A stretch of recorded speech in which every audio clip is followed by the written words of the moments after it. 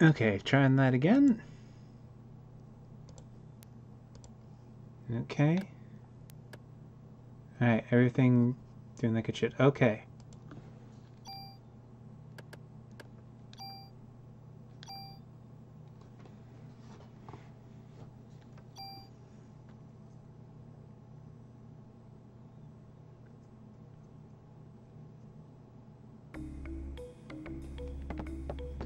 So I think I still had some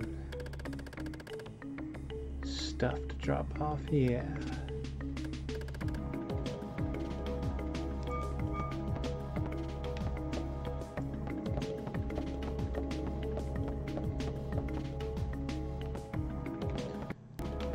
Come on.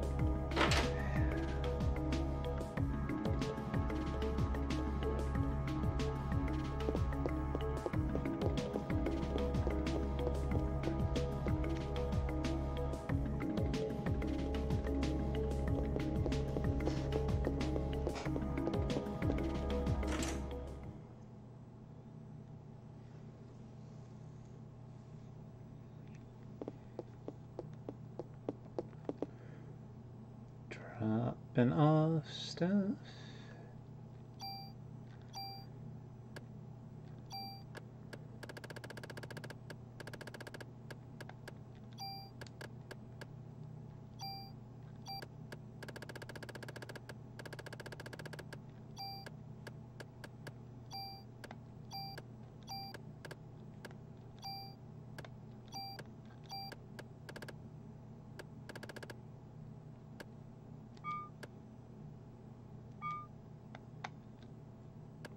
And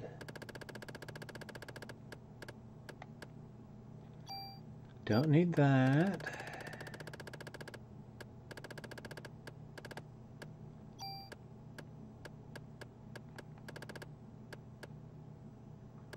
Gonna hold on to that.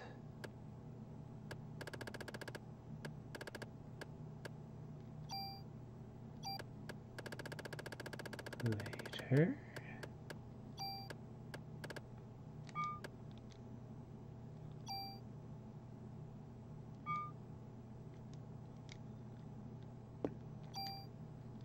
And just double checking.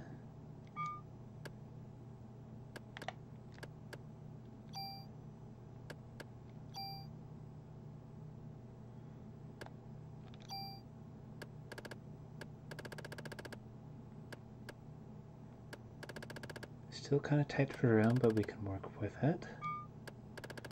So you make sure I use my bonus points. Don't have enough to improve, but oh well.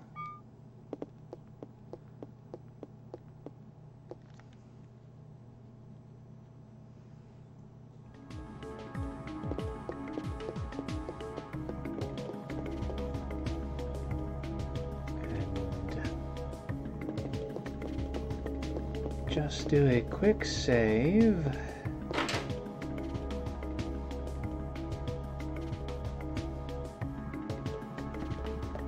Before heading out.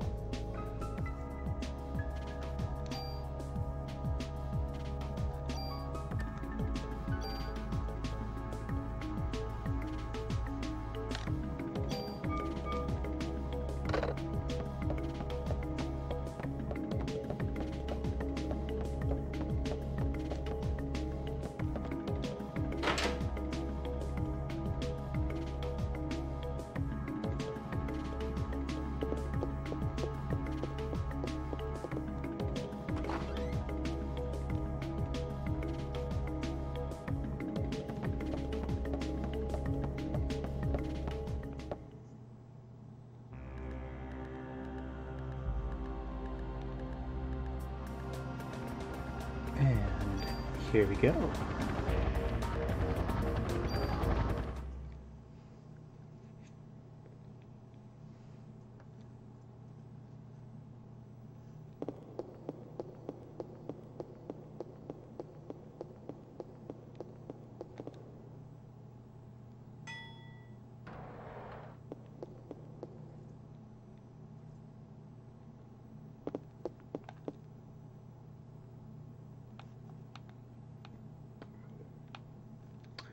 up to the 10th floor.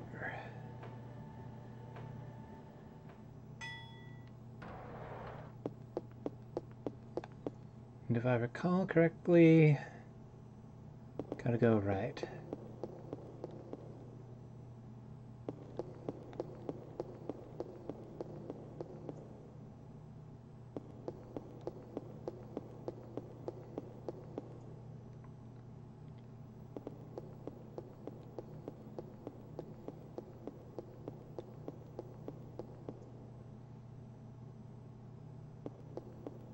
Yep, here's the boss room.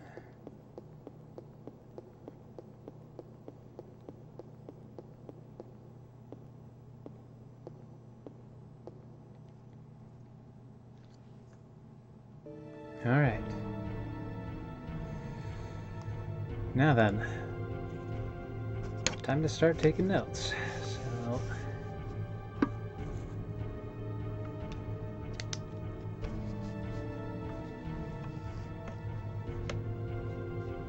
starting on the 11th floor, stairs.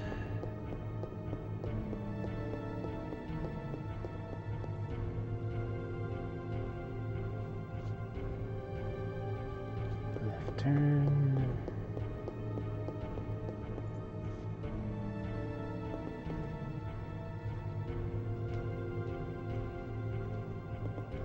Let's try going straight.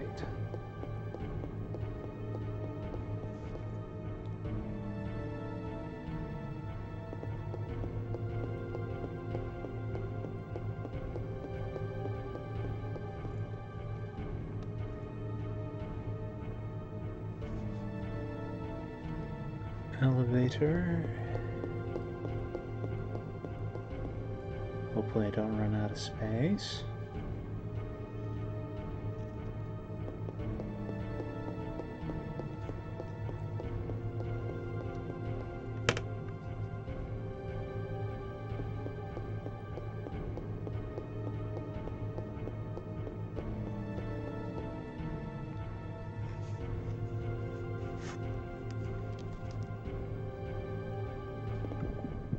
Oh.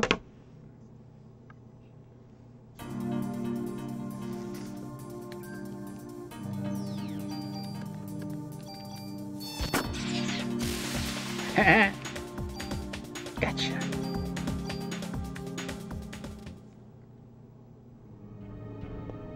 God, I really don't like those bats. They're such a pain.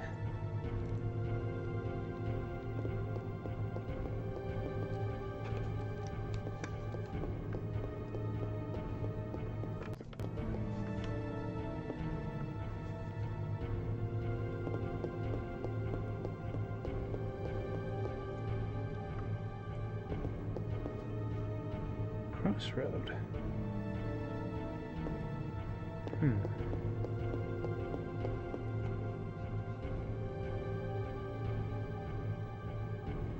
Heavily down to the... Let's try going up.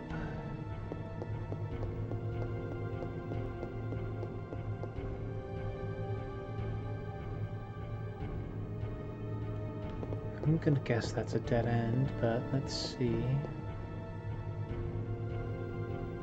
No.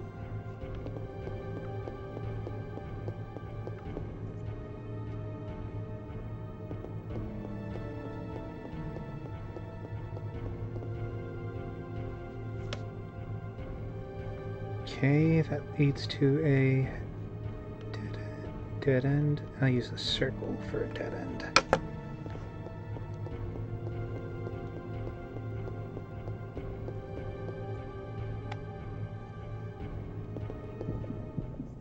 Oh.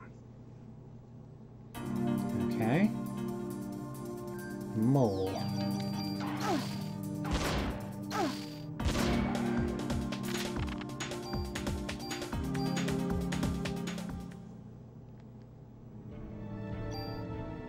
Let's patch that up.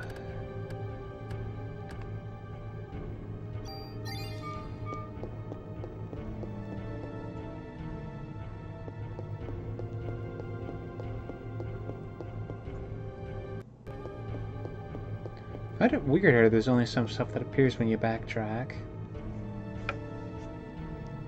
Closet.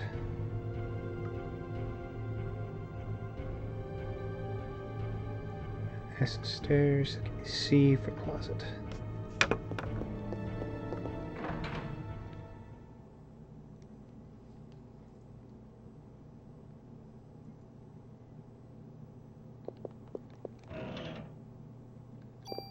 Tool. Tool. And M235, which unfortunately looks like I can't really salvage it for much.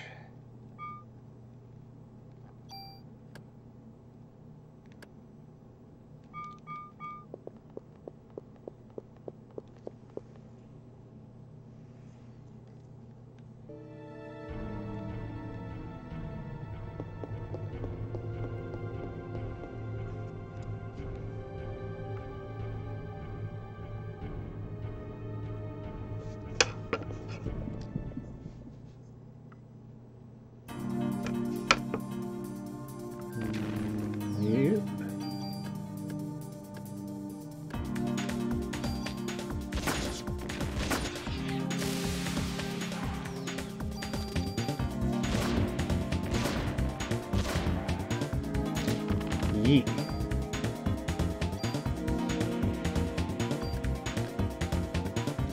No, take that.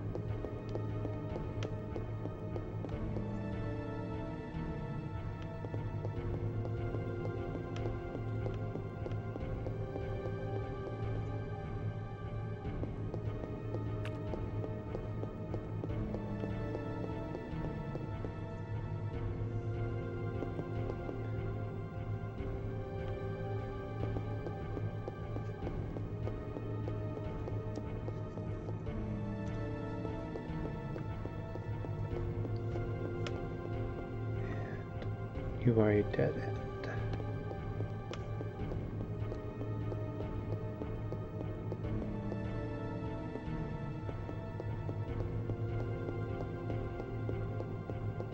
But do you lead anywhere?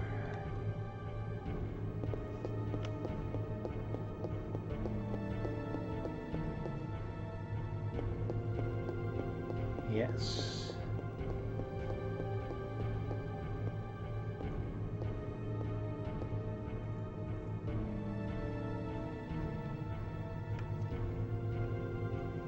Yeah, I'll use an arrow up. Okay.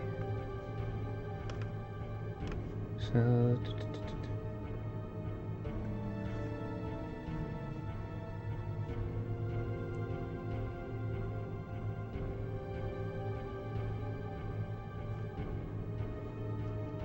stairs.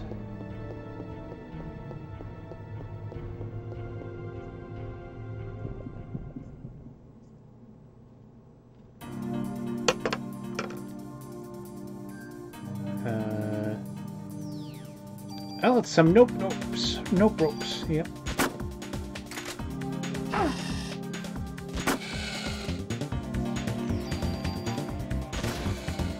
I was wondering what was happening for a second because nothing was appearing on screen. Okay.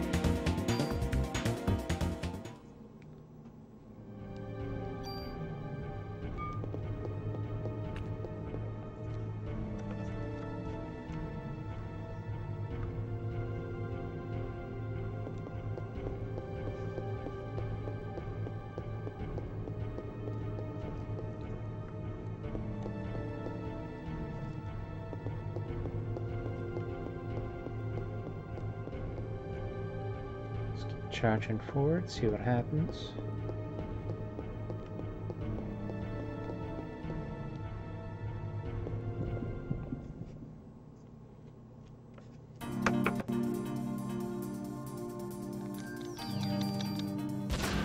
just gonna blow up the boomerang monkey. Oh, there's more.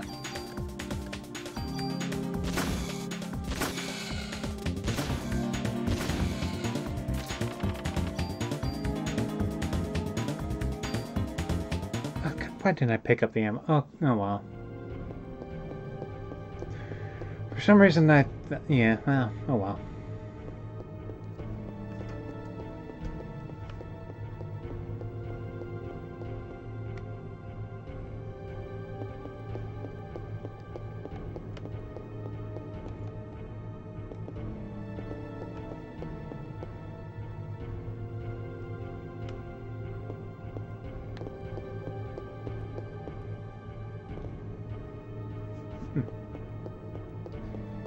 Another one.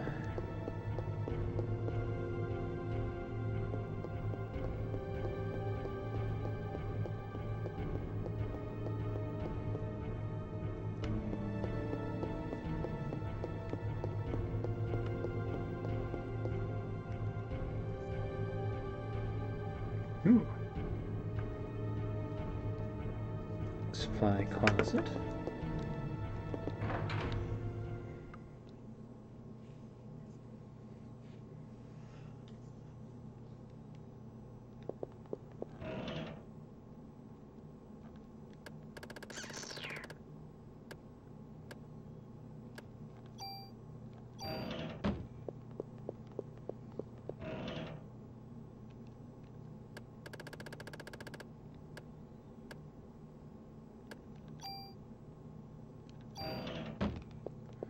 Might as well feed you to my shotgun.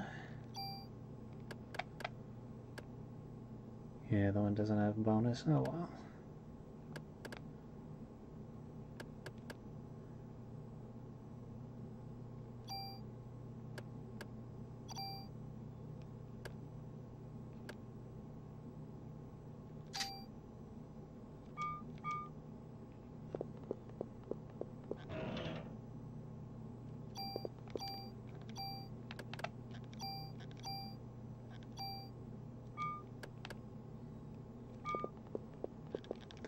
Let's get that tool back.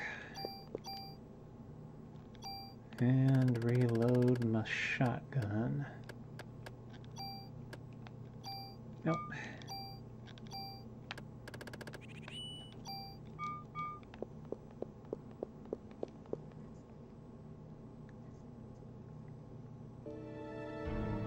So I'm willing to guess the stairs might be here. Maybe not.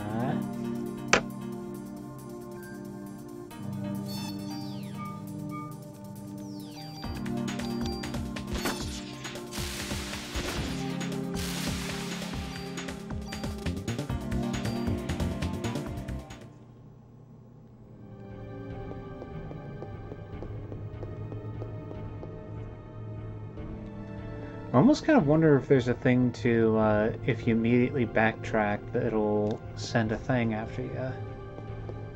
Because it kind of felt like that for, I know when it got stuck at that one spot, and then when it just came out of that closet. I guess we'll see what happens.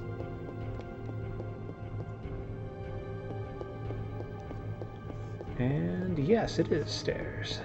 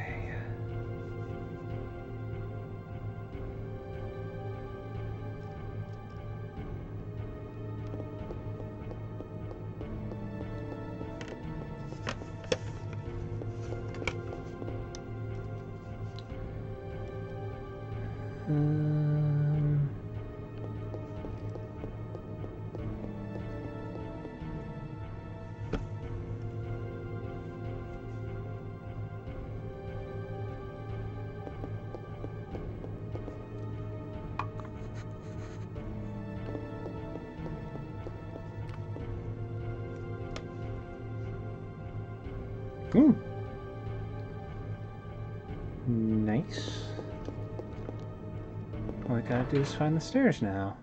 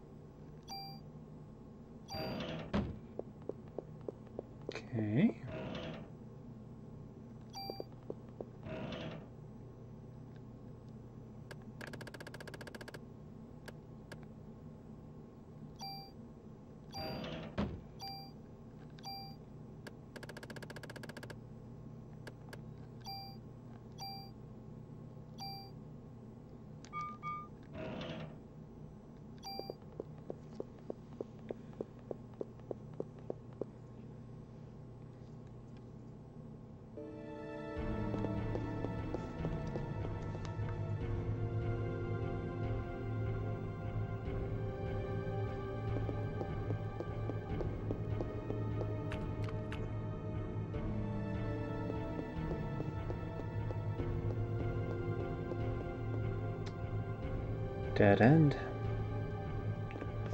Now, are we going to get ambushed?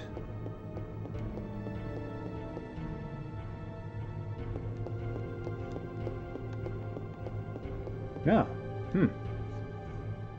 Guess my theory was wrong. Unless maybe it's like a once per floor thing?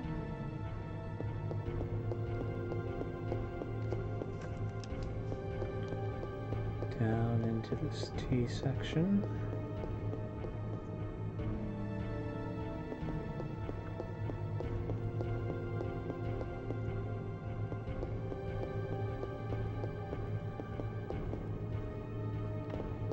Let's try left.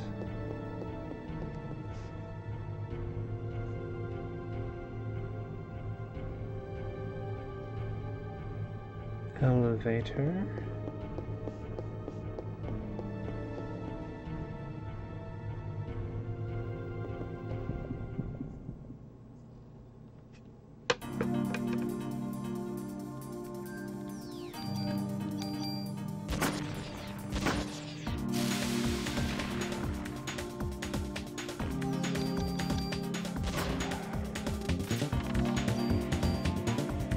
Easy peasy lemon squeezy.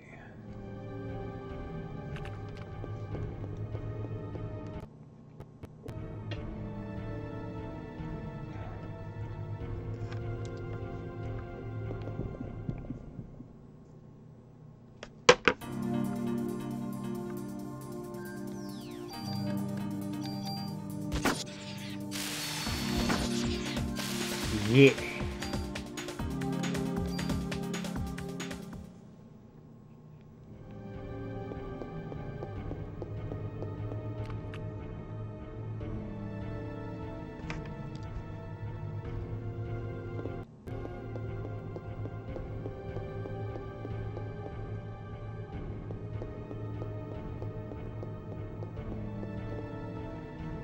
Ah, dang it.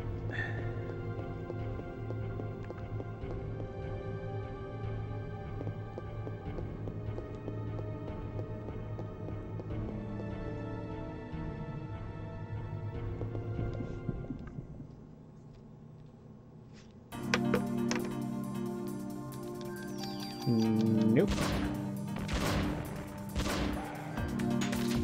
Yeah. And it really is nice being able to have that first strike or whatever that ability is called. That lets me just shoot right away. No ATB build up.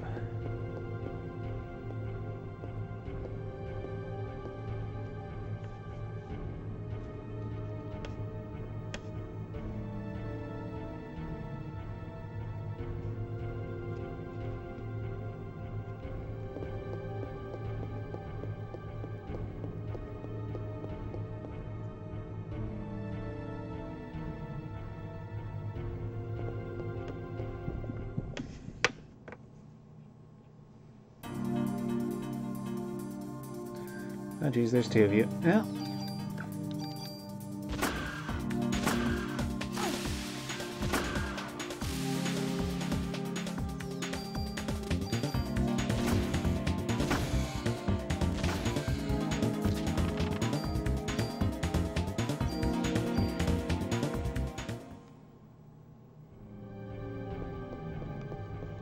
Maybe I'll try turning off analog mode for now. Oh, you...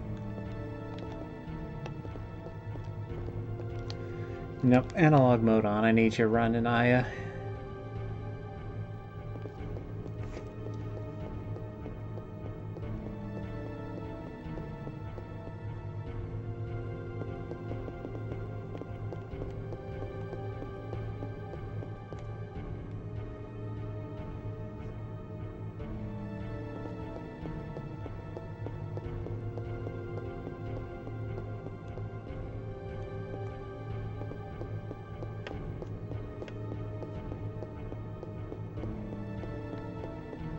Oh, that's a term. Yeah. Good-day.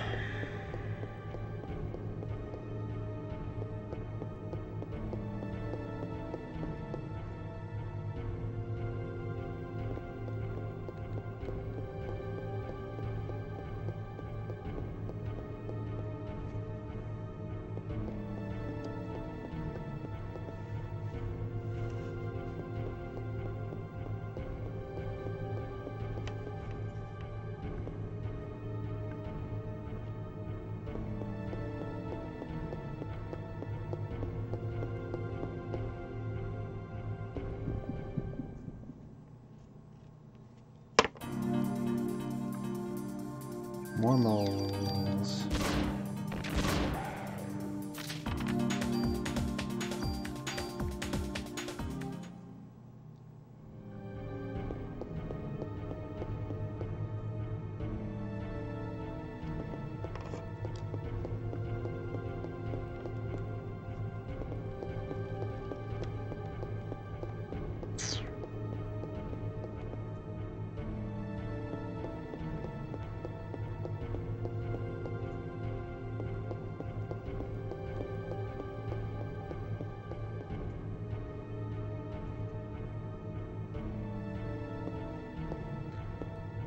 Elevator.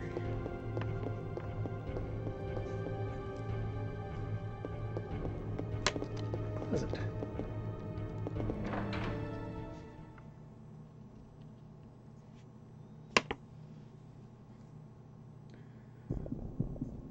Mimic. Nope. Just this duder.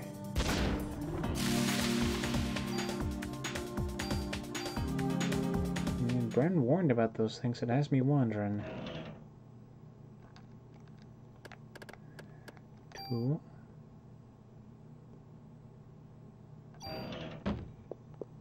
Nice.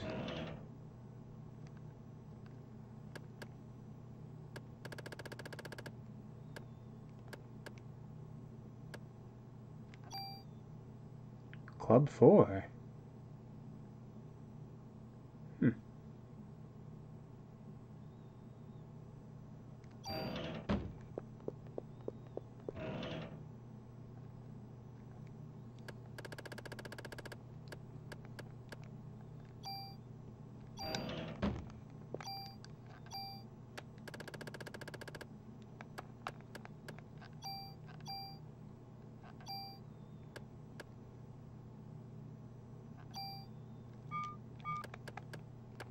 Take a look at that club.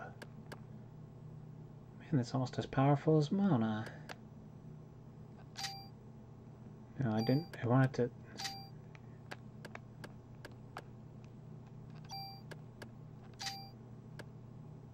Steal during attack.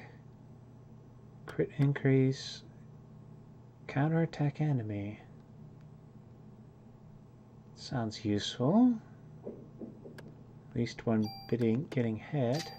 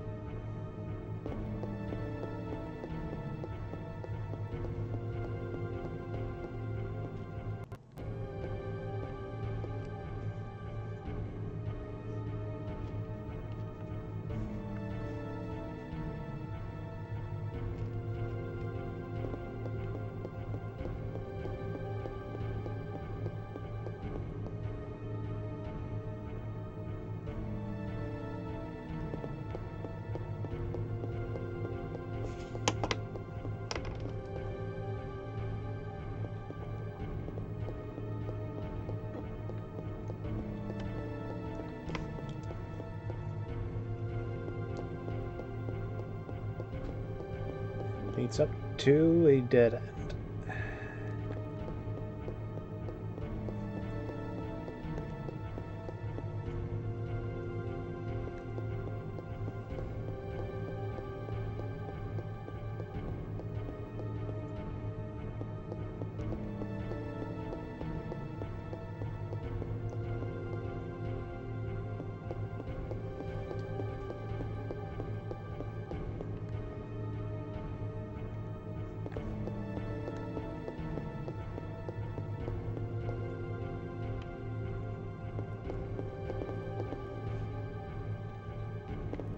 Elevator.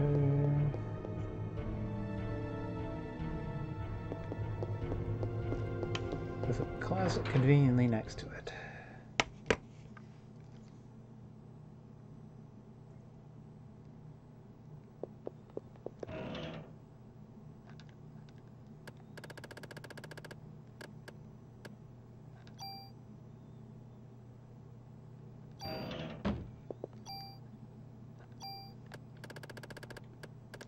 Another handgun.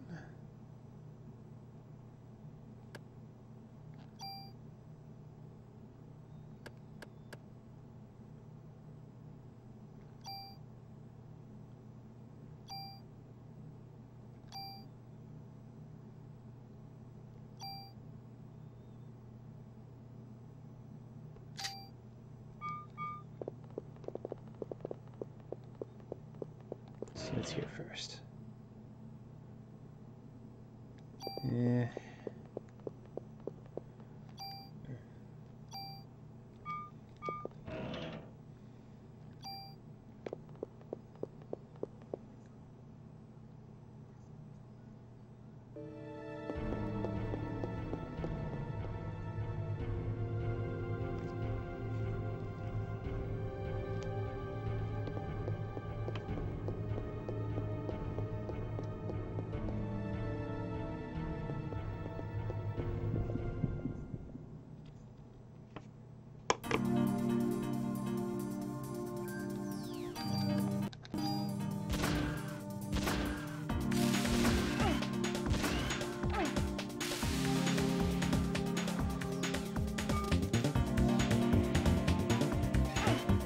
Oh, you're not taking damage, okay.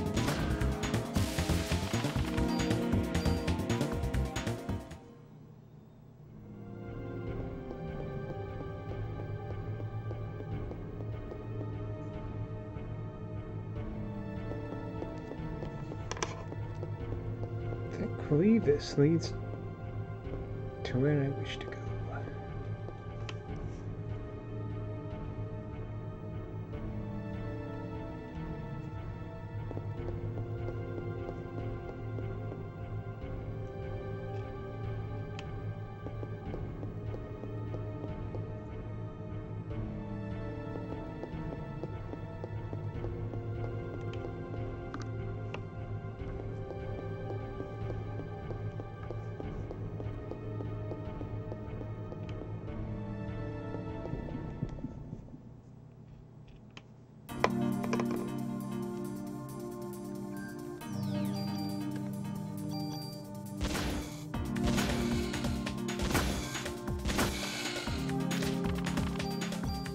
Yeah.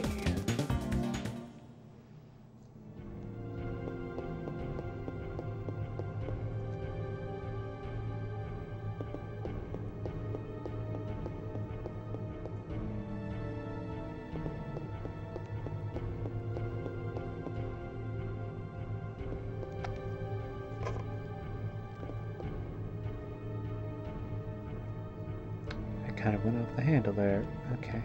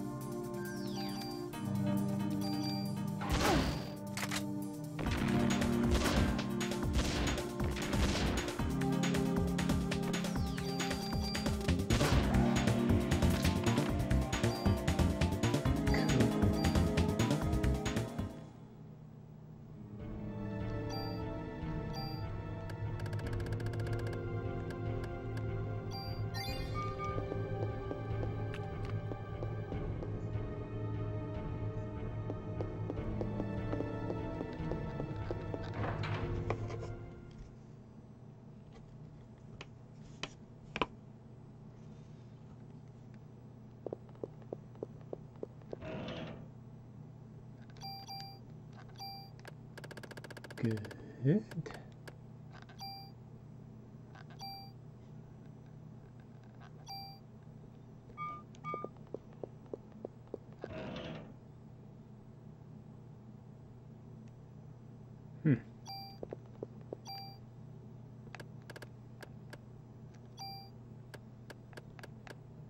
SP suit 1. Oh, I don't get any tools, darn it.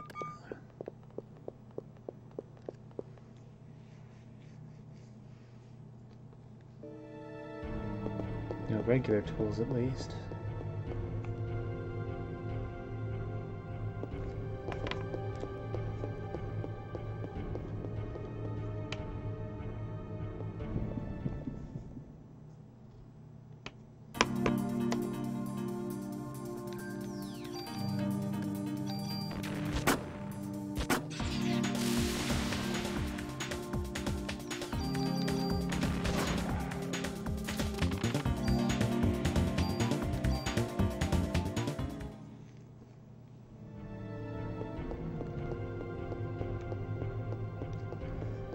been a pretty straightforward floor so far.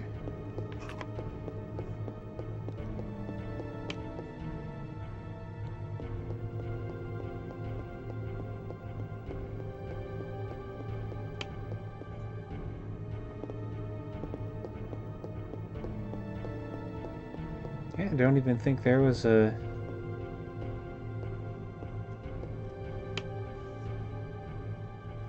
any kind of split in the path.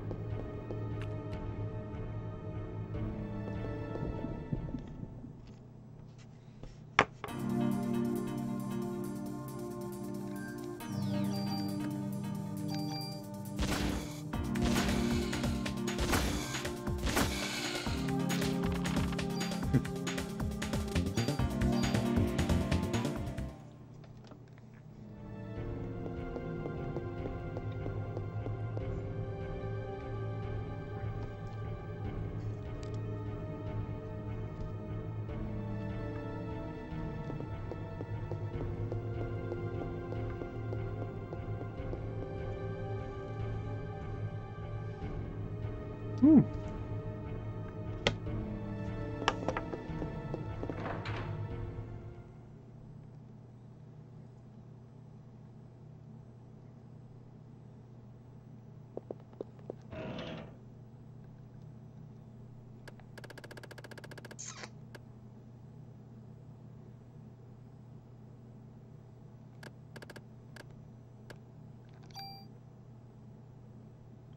Full Uzi.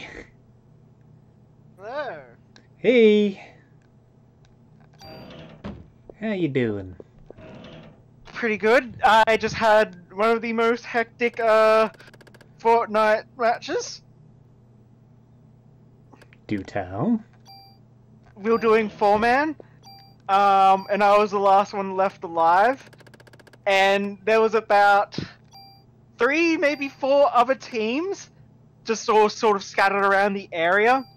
And I was just like trying to run around, pick up everyone's reboot card, and getting shot at from every direction. I survived for like 7 minutes.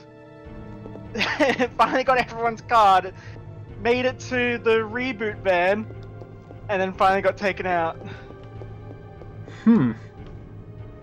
Was insane.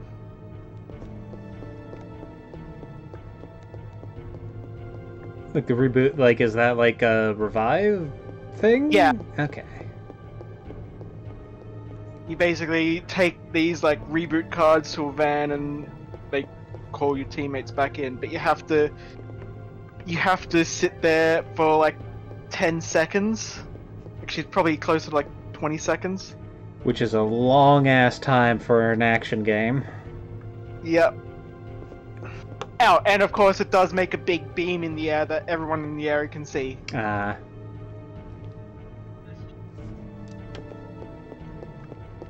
Showa says hi. And Gnome says to tell you potato. I've never felt such warmth and feeling from these words.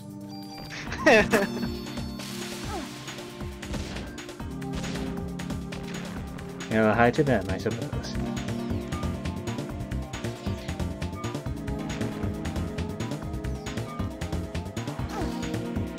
I take it you were the ones you were playing the Fortnite with. Yes. Cool.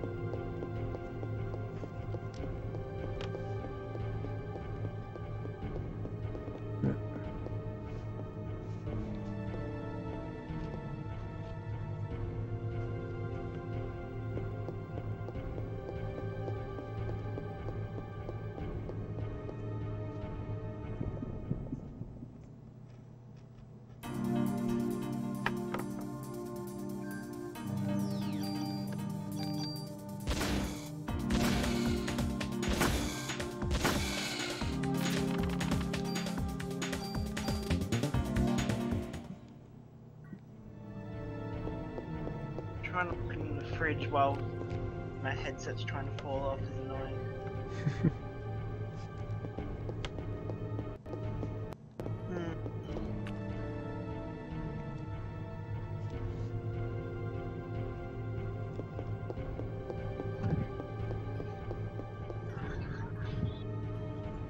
Actually. So you're mapping out the Chrysler building? Yeah, at least for what I'm doing, because like apparently it's like semi-randomized, and there's like different layouts. And Bren gave a guide that has like all of the things shown out, but I thought I would try the ancient art of mapping out as I go along. Yeah. And it does kind of work out.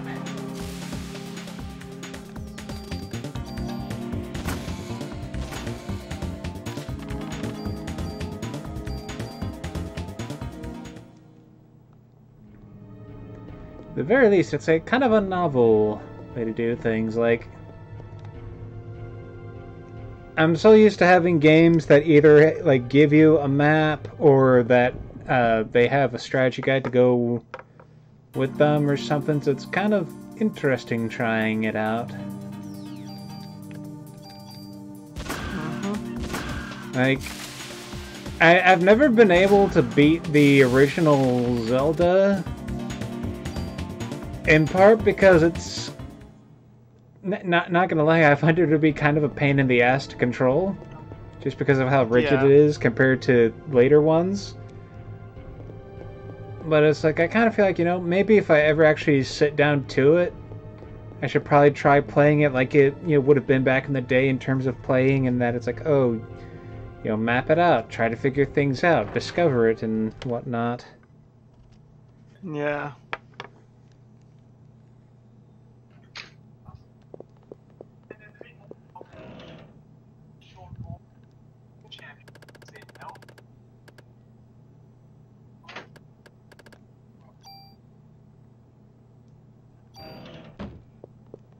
Yeah, I've never finished the original Zelda myself either.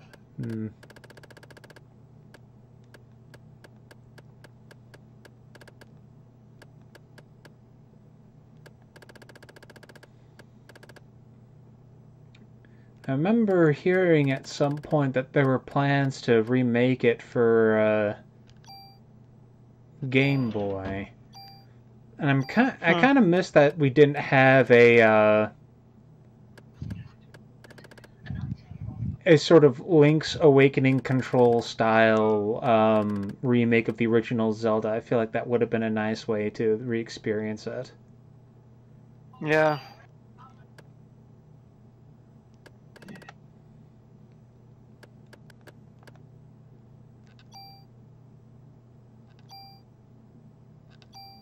I'm actually surprised, like, it's the weird, oh, hello. Cat just went past me. The case that, like,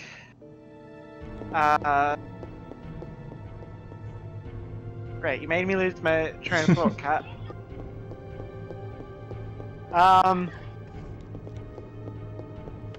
Right, yeah, so, we haven't really had any sort of remakes of, like, you'd think if, out of all the Zelda games I would remake, the first one would have been one of them. Yeah. Like, I know it has technically been remade because they did it for the Satellaview. Yeah. But, like, you'd think something like that would have at some point gotten a more widespread, release.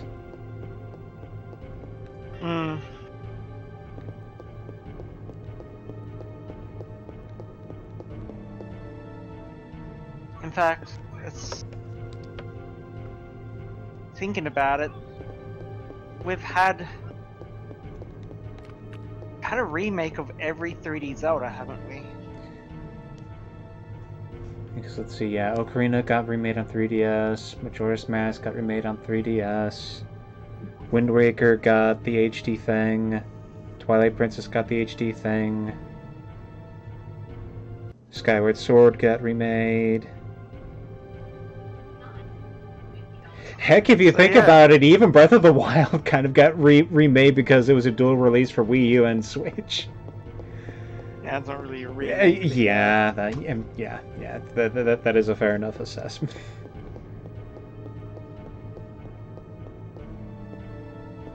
But yeah, like every third, yeah. Mm-hmm. Yeah, you say again, like, you'd think that they would have remade more of the 2D games. Yeah.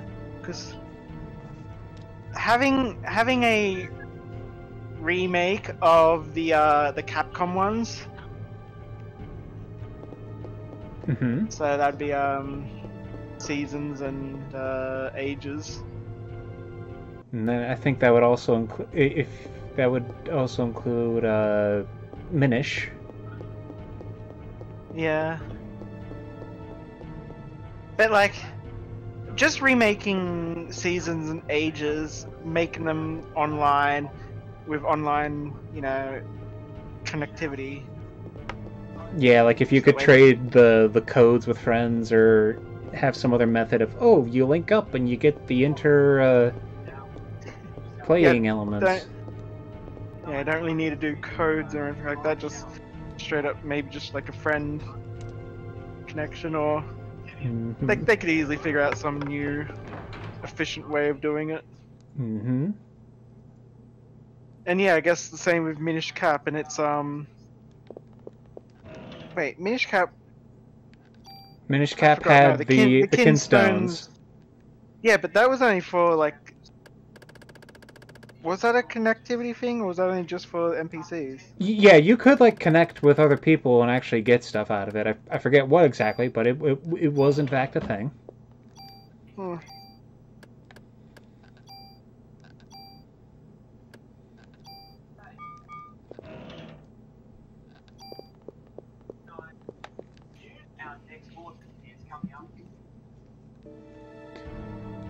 Because yeah, like,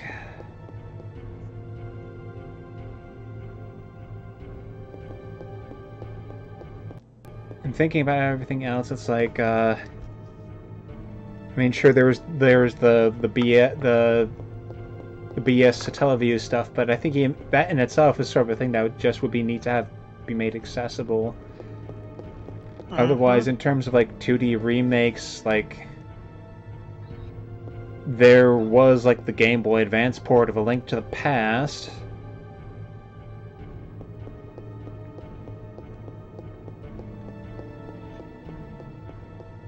Yeah, and we got Link's Awakening DX. I guess it's not really a remake, that was just a port. Yeah, I mean, they added a little extra content, but yeah, like, that is kind of more that is more of a port than full-on, like, the Switch Link's Awakening style one where it's like, oh, they made everything in 2D and new assets.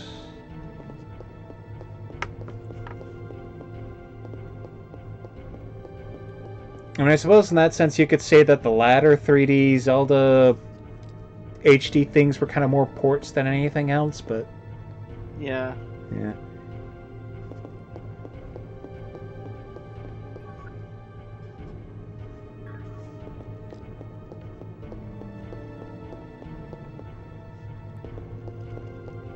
Yeah, because it's like, it's just kind of the unfortunate thing that when it comes to some of those old NES games is that some of them have still aged kind of nicely. Like, Super Mario Bros. 3 will always be pretty cool.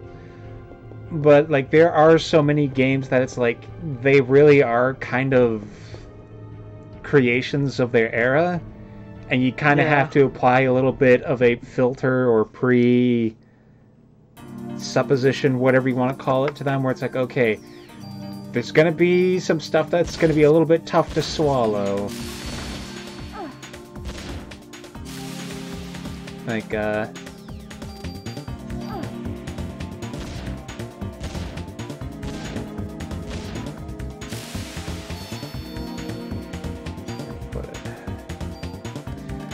like, I know for myself, I have been of the mind that while I find while I find the more fixed grid stuff of Zelda 1 to be kind of frustrating to deal with at times, I can at least find it somewhat easier to control and move around places somewhat.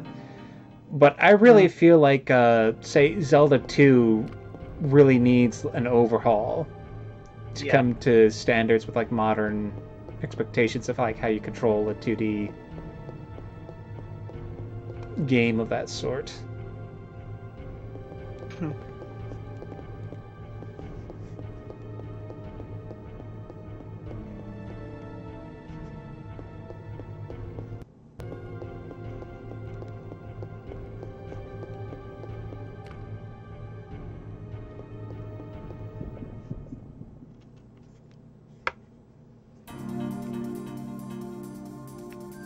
God, I forgot how.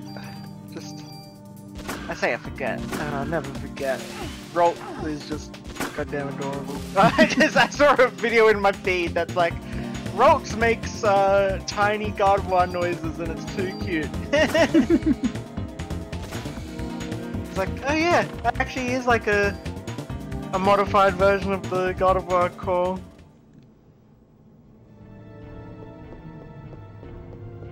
Might have to share that.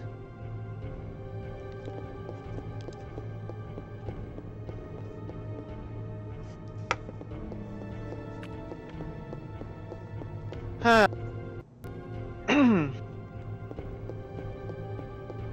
Yes, again, of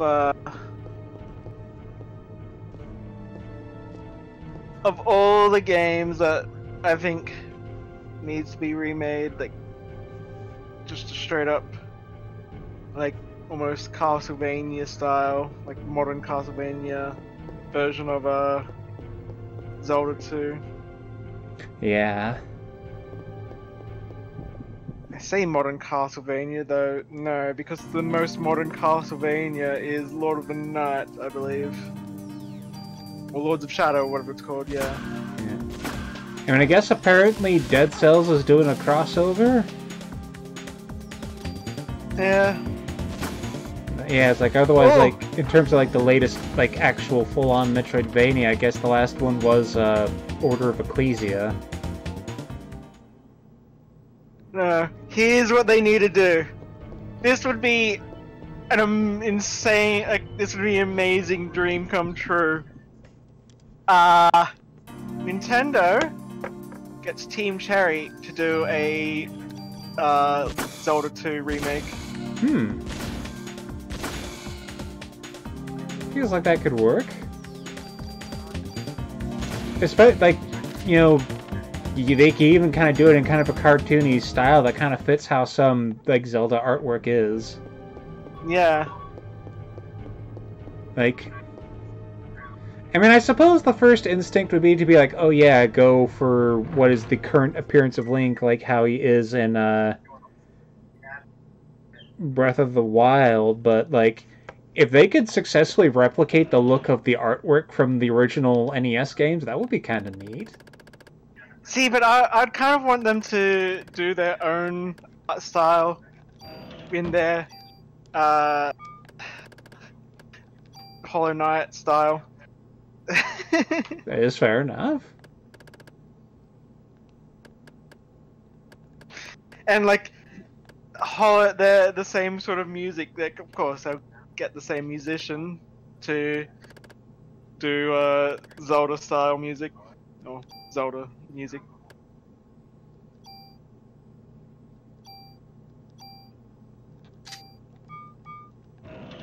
They did have some good stuff for Hollow Knight, so I'm sure they could do the same for a Zelda. Oh fuck, it's a mimic.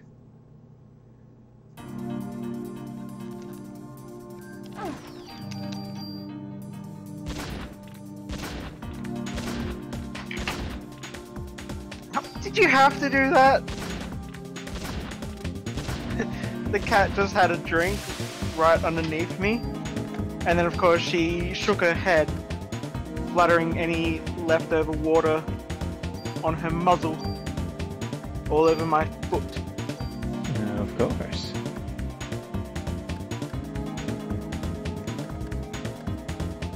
I swear, this cat, like, the other day, she wasn't drinking from her water. I'm like, I change her water every day.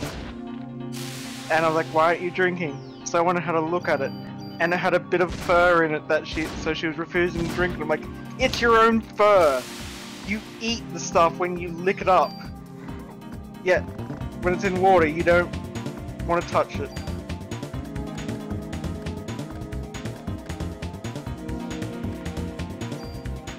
Cat's gonna cat.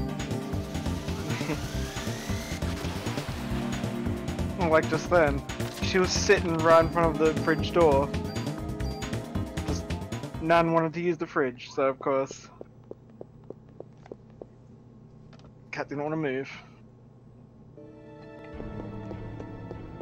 Hey, do you want me to put that in the microwave for you instead of? Yeah.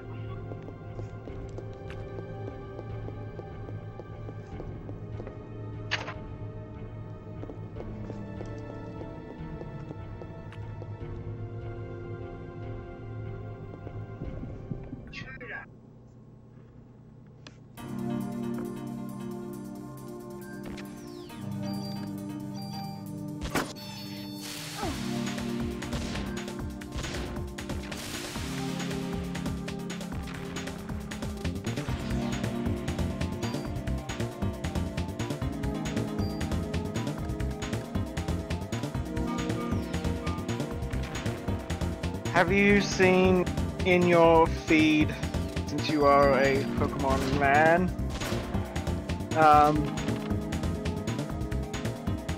because of how much, you know, people coming back to Pokemon after quite a few generations, or maybe even the first time playing Pokemon, quite a few people being exposed to Among Us and freaking out over the name. Of course. I have not seen people responding to Among Us specifically, but given what a fucking meme that game became, yeah, that checks out.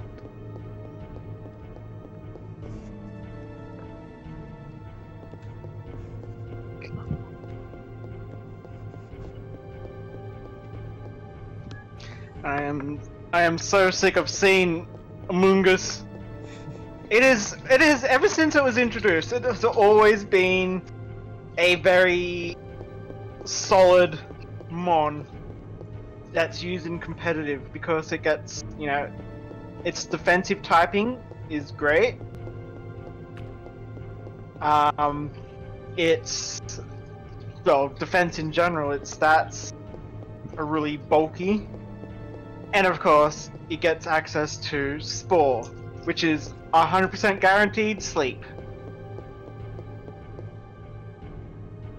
That would be annoying to face indeed. Yes.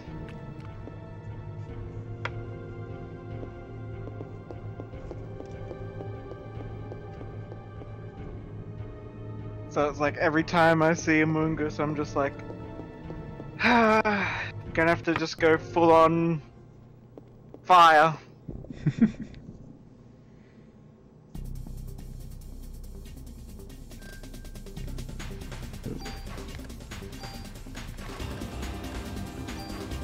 But now that's probably because of terrestrialization. So it's just like, oh great, it's terra typed into water. Now my fire is not gonna work.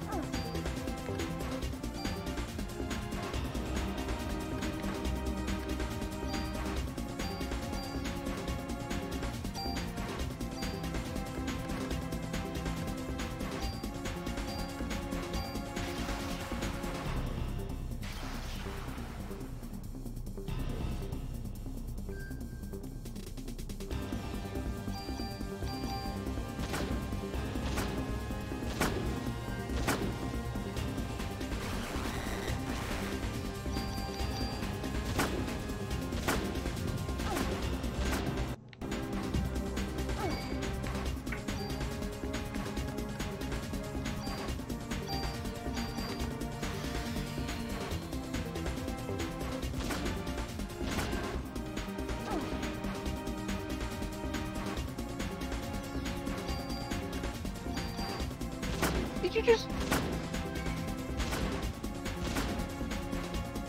You got the cat's water right underneath you when you're doing that.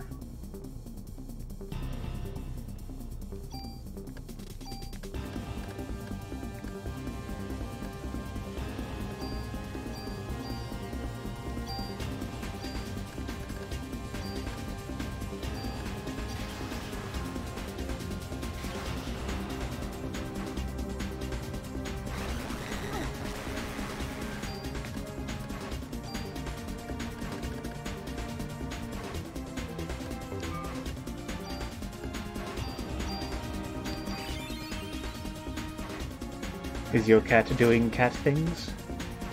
Nah.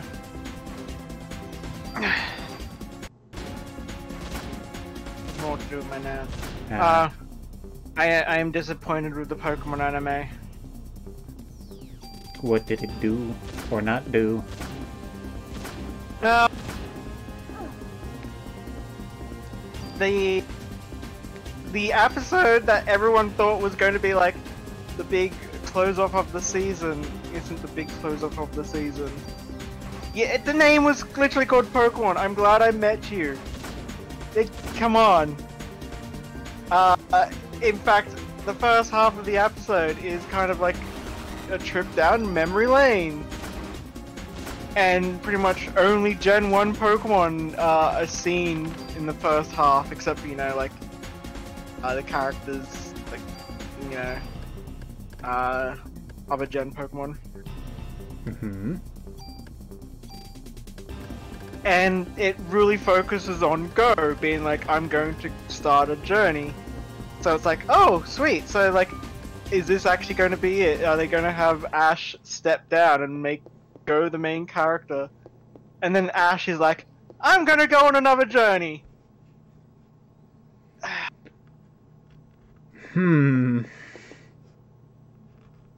More can they do with Ash? Probably the same thing they've done for the past however many seasons. Yeah, they're going to basically dumb him down.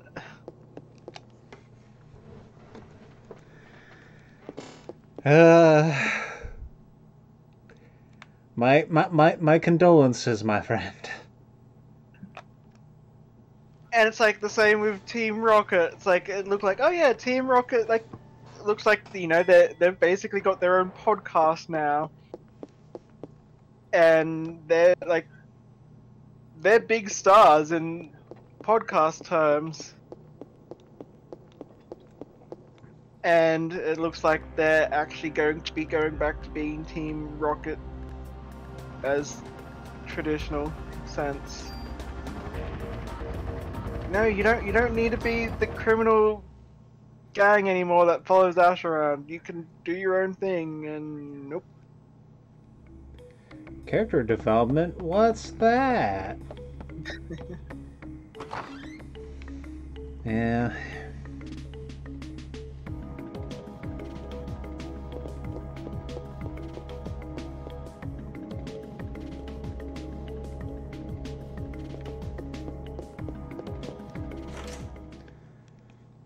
It's like, hey, Pokemon Company, here's a hint. It's not Ash that sells Pokemon merch. You could have a completely different character each season. It's Pokemon that sells Pokemon merch. Yeah, I mean, they go to the trouble of designing a new main character for each game every time. You might as well make use of it. Yeah. Yeah.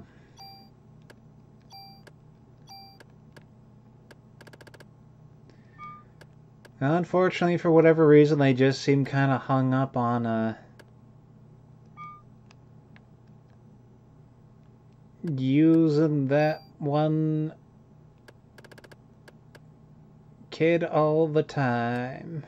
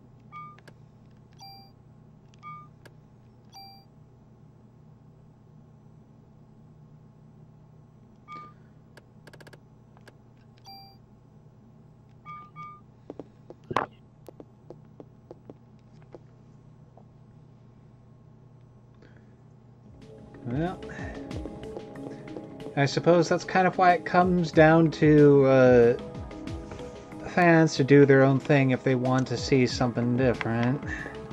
Yeah.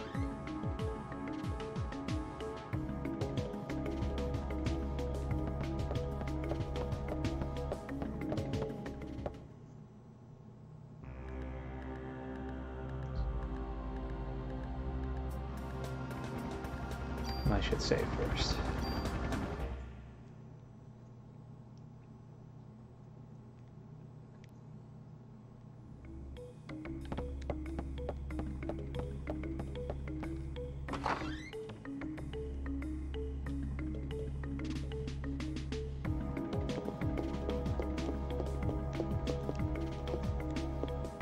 Oh yes, in the Pokemon campaign that I'm in, I caught 2 Pokemon in yesterday's session. Ooh, which ones? One was a shiny Badoo. Didn't really care about, like, I mean, Roserade is great and all, but I'm like, nah, there's plenty of other grass types I want. But the fact that it was shiny, I'm like, might as well. Yeah. And the other one, the one that I'm like, I might have surprised people about, was the moment we saw it, Bidoof. Well, hell yeah, man. Yeah. Bidoof's the best. And it's funny because it's like, you know, we're on a beach, so it was like, I'm like, yeah, I'm gonna go. I don't want to fight the Bidoof. I want to try and capture him without fighting. So just hung out with him, building sand castles and playing around. And then I fed one of them a citrus berry. And then I'm like, okay, so now I'm gonna just take out one of my basic Pokeballs and just hold it out to see what the Bidoof does. He's like, well, the Bidoof like walks up to it and bops his nose on it. Well, bops her nose on it. And as it does so, the other Bidoof know what's going on and start to wave goodbye. Aww. And I'm just like, oh, don't say that. I want to bring them all with me.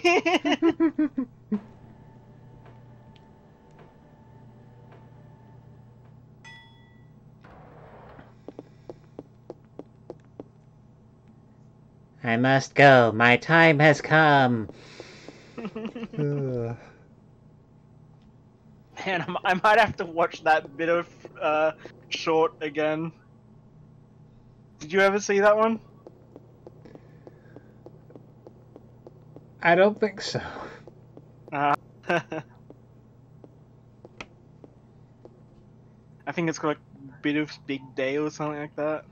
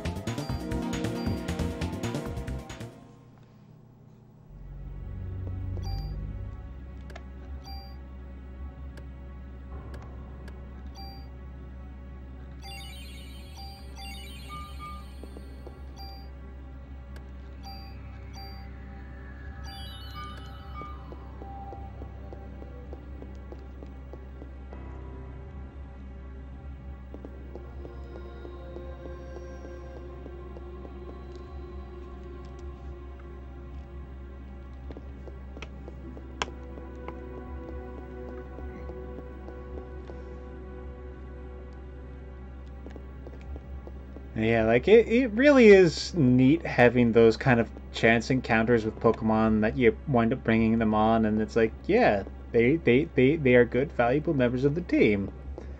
Who cares if they're common mons in the game or whatnot? Yep. I mean, we also got a new player who has a Houndour. Ooh. And he absolutely loves Houndour. Or, wait. Yeah, it's Houndour, then Houndoom. I always get the two mixed up. Mm.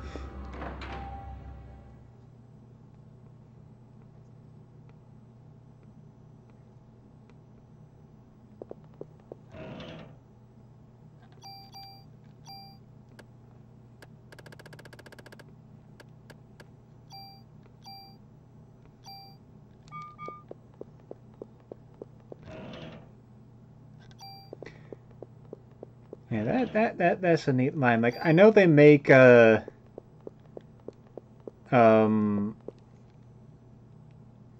kind of want to be kind of super scary and, oh, when they bite you it burns forever or whatever, but it's like I kind of like to imagine they're the kind of like dog mon type thing that it's like they seem super scary but they're really just big puppy dogs. Yeah. It's like at the start of Gen 9 where it's like you go through that cave where with Miraidon. And it's like yeah, sure, we're getting surrounded by all these Houndour, and it's like that might be scary, but at the same time, they're just a bunch of puppies. Sure, when Mama shows up, it's oh crap. But until then, they're just puppies. Yeah.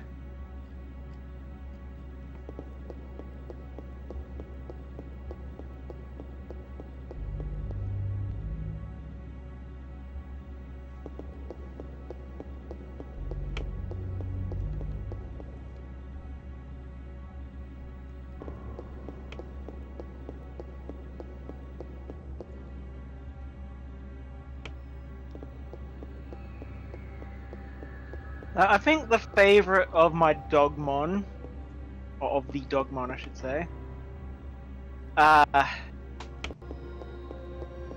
and I'll say purely Dogmon, not like, you know, we won't include foxes or jackals in that because otherwise there is a clear winner.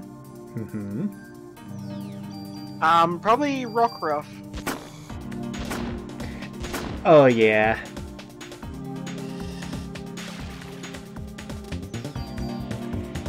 Might be a nightmare to wind up like roughhousing with all the rockiness, but like they are cute little dudes.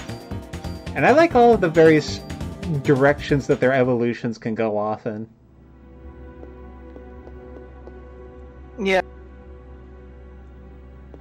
I only say Rockruff for one reason, and that's because the evolution is still really cool.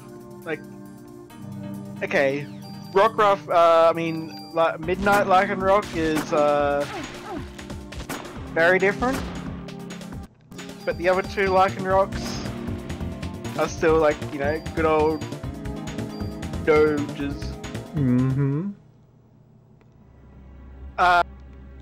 Otherwise, like, the winner might actually be Yamper, but I do not like Yamper's evolution. Yeah, it's still a dog, but like, you went from a corgi, you went from the perfect dog to kind of generic looking dog. Yeah.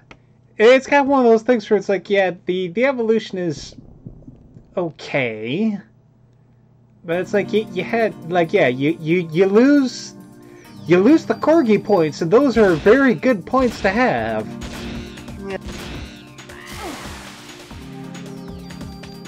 Oh, this is a motherfucker of a bird.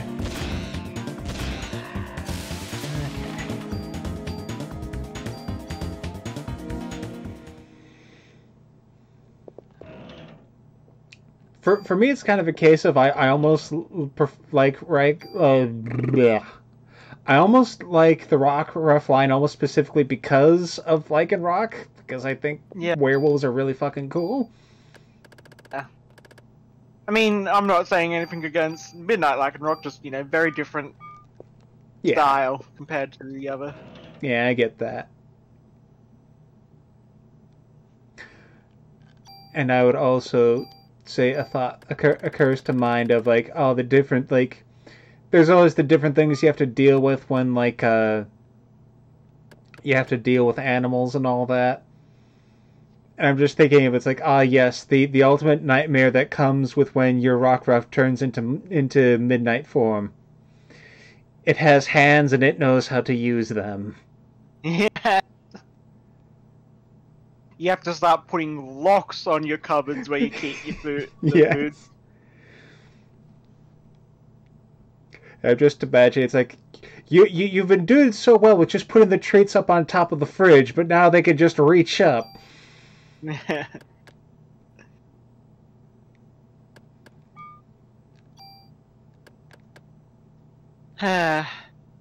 And then in terms of like canine in general, or I guess dog-like in general, my favorite would probably,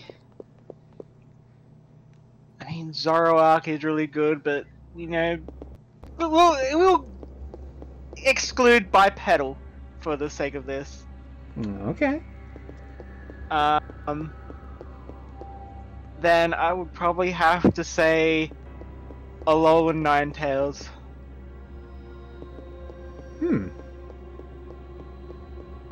Why Alolan Ninetales specifically? Because the Vulpix, maybe it's partly because of the anime, but you know, Snowy is damn adorable, especially the white fur. And then yeah, Alolan Ninetales has just a bit more floof.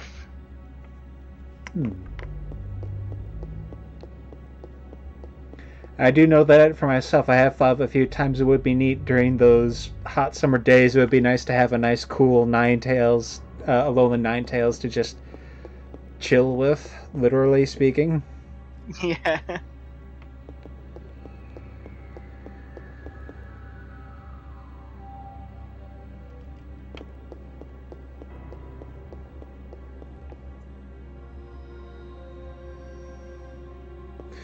Though I would say on the contrary to that, the idea of just snuggling up with an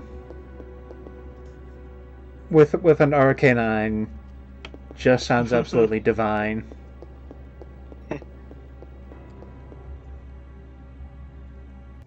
Yeah.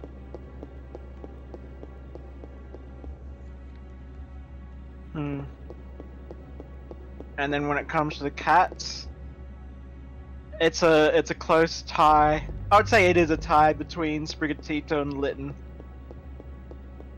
I can't decide which one of those I prefer.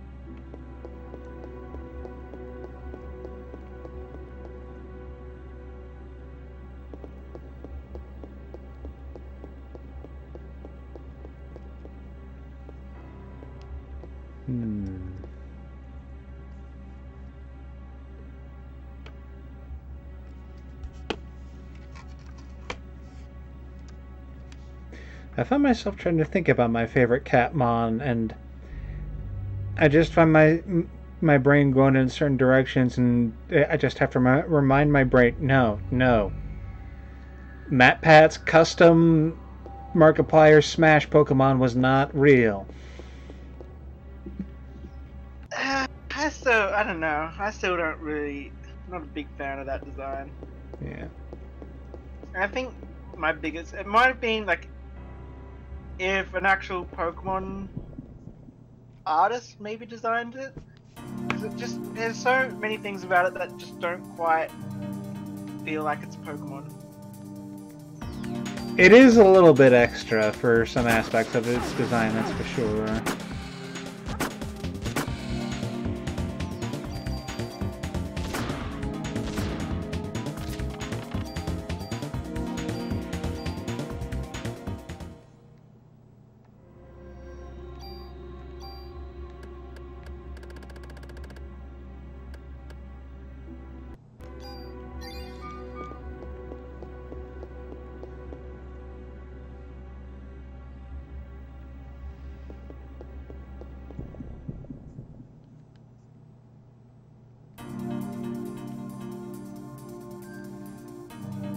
I know that, like, when I think of some cat Pokemon, like, you know, Meowth is obviously, you know, the first thought, but, like, when I think about designs that stick out to me, I know I constantly think about how Purloin always looks like it's up to something.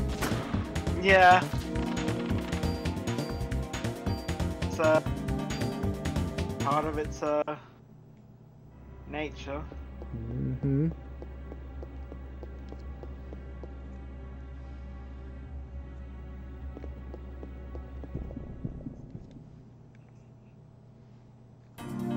So like Purugly. I hate the fact that it's called Purugly. Cat is not ugly. It's just big bone.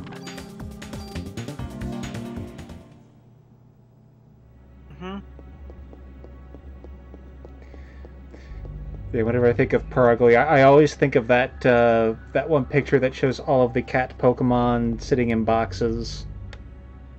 And the Purugly is sitting in a box labeled Diet Pothins.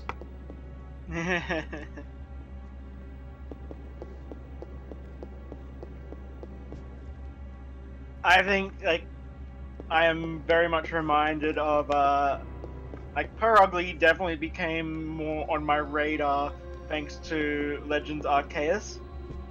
I tried to, there was one, Purugly that I tried to capture. Every single time I went through like 20, 30 Pokeballs of various types, it kept on escaping. And like, I was like around the right level. I think I was even above it a bit. And I don't even think it was Alpha. No, yeah, no, it wasn't even Alpha. It just refused to be captured. Like, this cat is so much of a cat that... Yep. It will not do what I want it to do. I mean, Purugly really does radiate just no energy.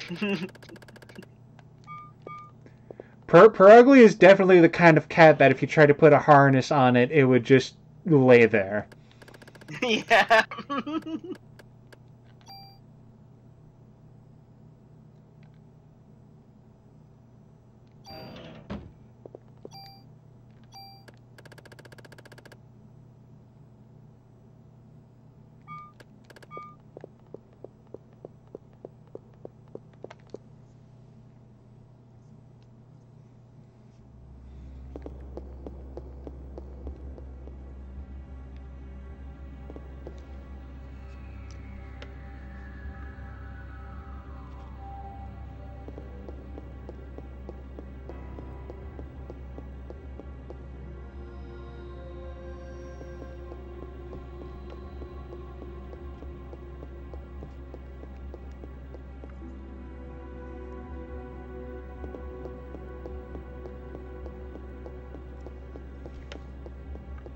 And that has me thinking about how,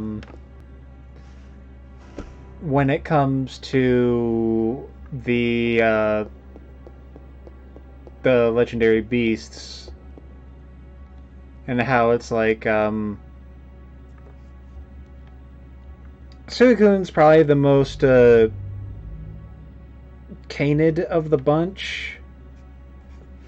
Yeah. And then Entei feels like it could either be a large dog or be a lion in terms of what it's like. Mm-hmm. And then we have the most obviously feline, which is Raikou. Yeah. And I personally always just think of poor Raiko. Raiko is probably the least celebrated of that trio. Definitely.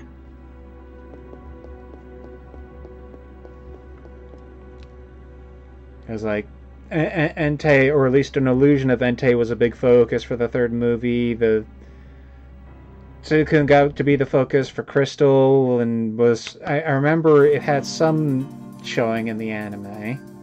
Oh yeah, even in like the latest season, like Suicune was actually captured by Go. Oh. Well, neat. He doesn't have it anymore. Basically, it was just like, okay, yep, this Suicune is being hunted by poachers. Massively injured. So Go and Ash took out the poachers, and then essentially captured Suicune just to be like, we're gonna take you someplace where you can just rest a while. It never officially sort of like, you know, leaves the Pokeball or anything like that, but it does end up just sort of wandering off doing its own thing. Like, so it's like technically Go still owns that Suicune, but you know, he doesn't care if it runs off. He's got it in his decks. His work is done. Yeah.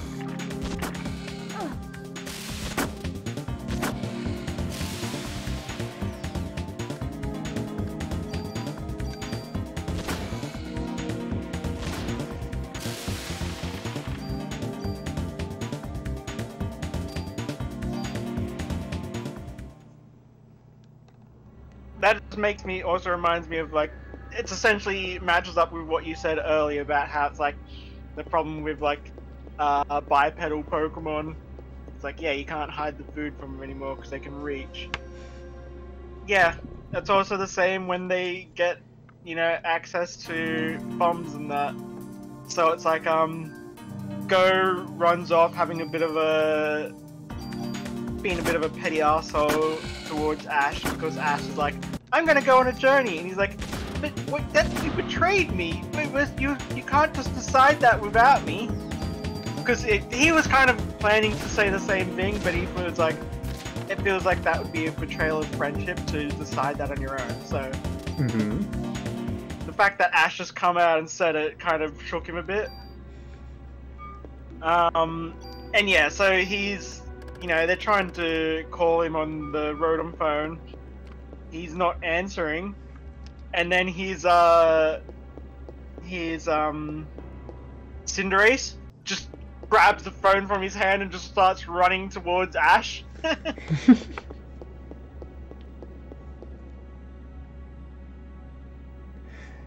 As the beam goes, he's a little confused, but he's got the spirit.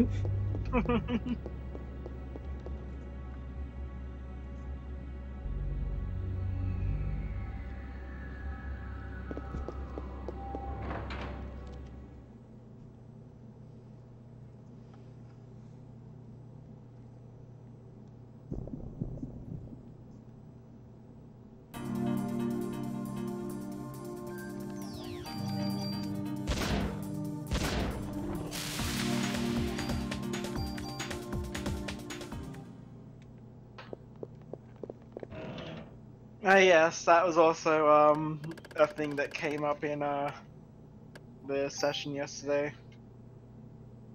Because like this relic had been stolen, and apparently it was like these teenagers that might have been behind it, trying to show off to this girl that they like.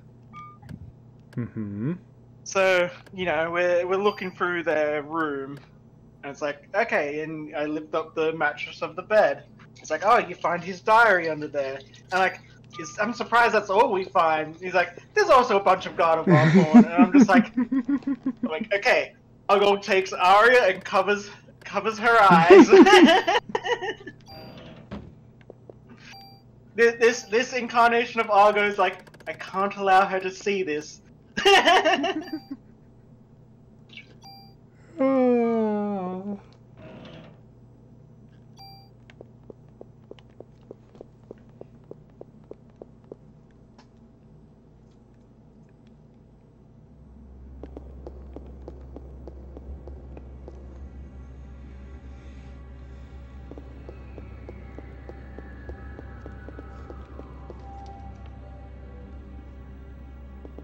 but I've talked with the GM, and he's let me use my Fakemon design. So once Arya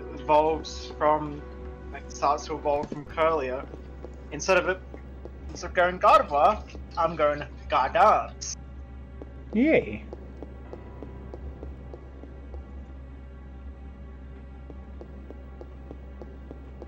I designed the stat block to be a sort of mixed sweeper. So sort of balance between physical, special, but low, and like decent speed, but low defenses. Alright.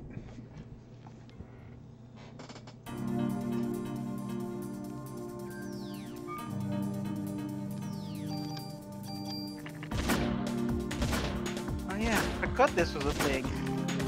I still haven't seen the first movie, Avatar. Oh, the James Cameron. Yeah. Yeah. I mean, it's okay. Like,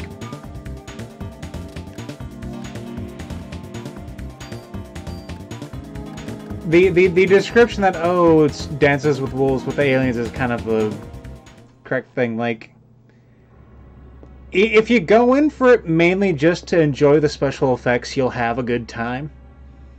Yeah. It's like special effects and some of the concepts are good, but yeah. Yeah, like, in terms of, like, it's definitely a movie that was designed to show off the world, not the story. Yeah.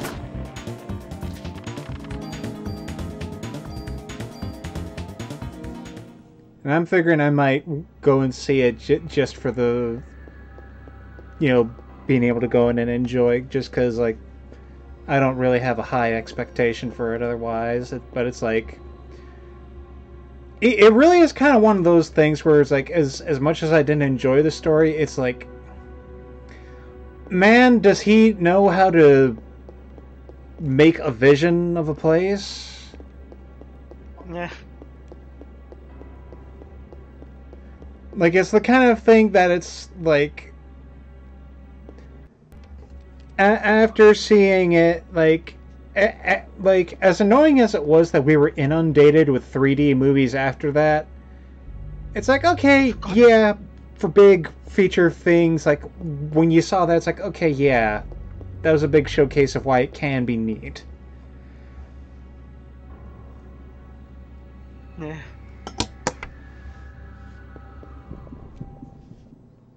And then, I do find it funny that the new Avatar movie is like what called like the Path of Water or whatever. Mm-hmm. It's like, you know what the first season of Avatar: The Last Airbender is called? The Book of Water.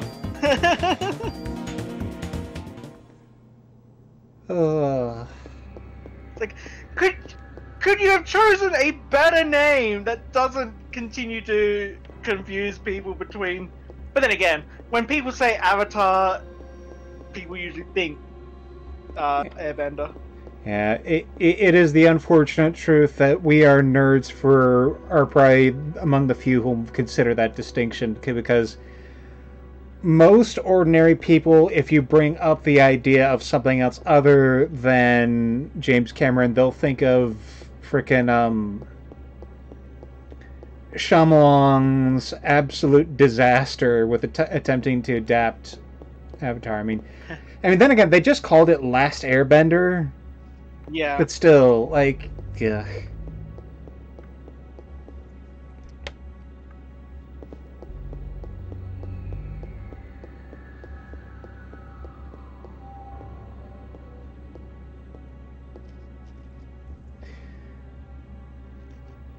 Like, it really is sad when stuff like that happens, because, like, I know that there are, like, many stories that exist across different kinds of mediums that it's like, okay, they're going to try to do an adaptation of it, and inevitably you kind of have to make some sort of change to make it work with the new format, whether it's because you're taking a long series and turning it into movies, so you need to compress some things or alter how the visuals work to work with live action or whatever. I understand how that happens. But it's like, it feels like so often you'll get the cases of these people who have this sort of arrogance that it's like, oh yeah, they can make this thing good, and where it's like, you would almost want to be like, okay, before I give you permission to make an adaptation of this thing I made, I have one very important question. Do you think you need to fix the work? Yeah. And it's like, okay, and if you do, what do you think needs fixing? Because it's like, okay, maybe there's something that didn't work. Like, because like I know there's some like authors or whatever who are like, okay, if I could go back and do this over again, I would do this better or whatever. But it's like, freaking people.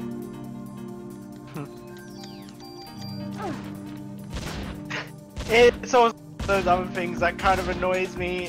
That's a bit of a problem with gaming communities, where people will use the initials of a game. So it's like, okay, when you say COD, yes, like there is nothing else that goes by the name COD. That is such a big title that like everybody knows what COD is. But what about GAL? GOW. GOW. Okay, so that's either Gears of War or God of War. Yep.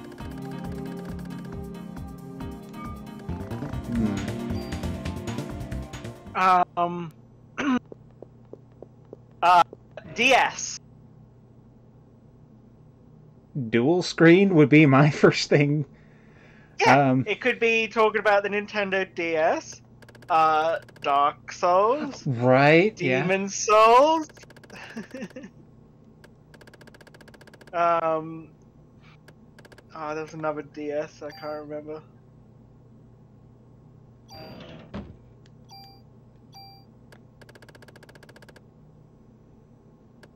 Like, there's so many damn games that like, oh, even if you don't know, it's like TH.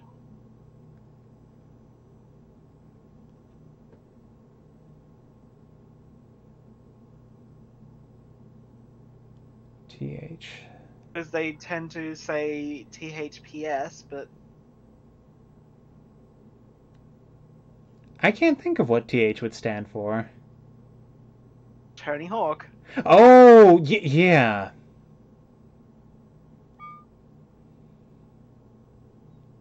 I usually just think of that being just written out. Especially since it's like Tony Hawk is such a short name. But you underestimate the laziness of gamers. Fair enough. Ugh.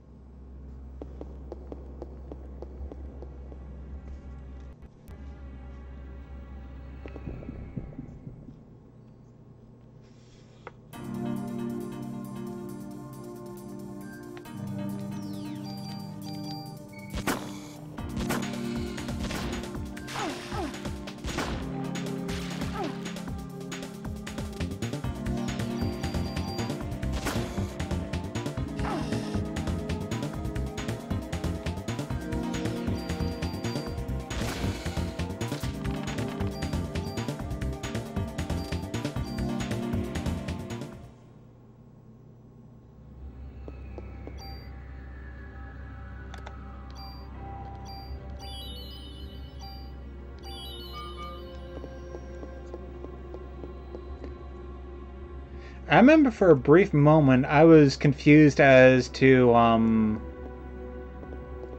the PS the PlayStation 1 sometimes being abbreviated to PSX. Yeah. Remember that? I used to be one of those.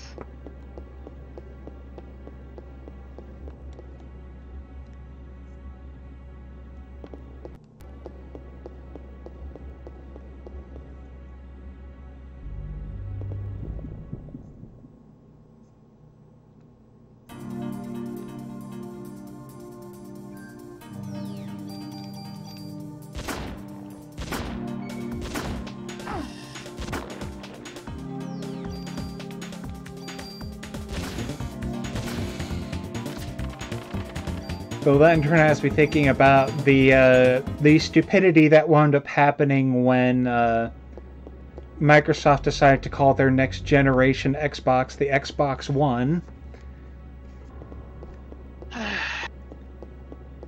Yeah. And it's now we've got like the One X. I mean not the One X, the Xbox X. the Series X and the Series S, which is like, it is so easy to confuse the S and X sounds for one another if you're not careful. Yeah.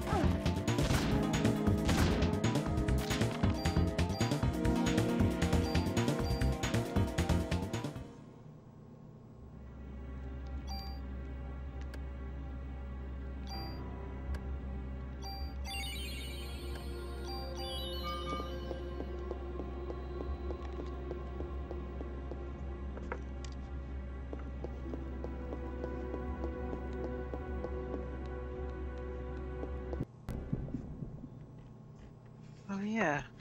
Oh shit, I forgot that was like a year ago. What was? MLP, A New Generation. Oh yeah. So just sitting there, like, again, looking at references for Melody's Companion, and I'm just like, when is a new gen of MLP going to start? They kind of haven't really done a heavy start. Like, they've basically done like a couple of movies. I'm kind of surprised they haven't tried for a series yet.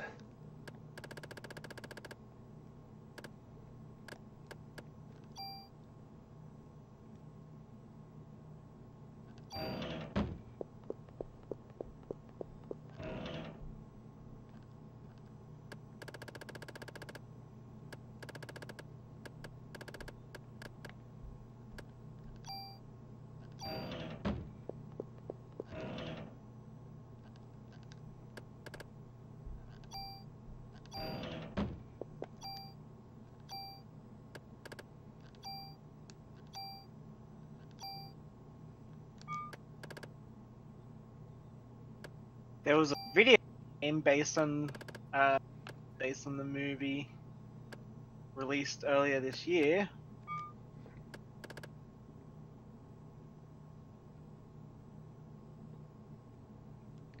Any idea if it was good?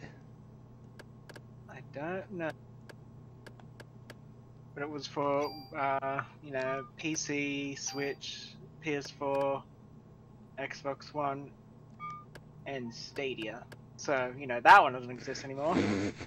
Yeah.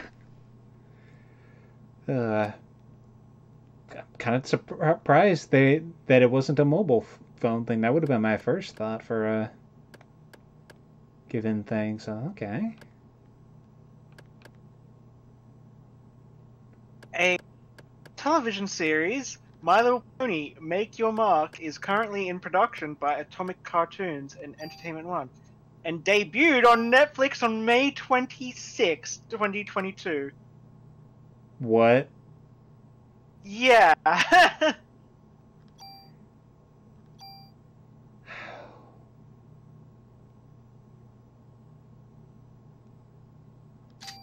There you go, yeah.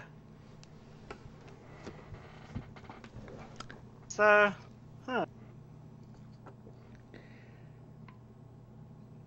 Man.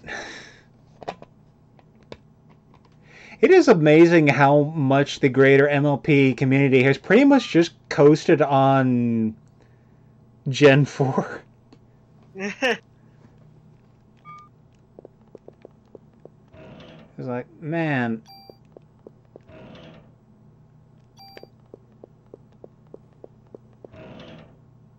You would have thought people would go nuts for a new My Little Pony.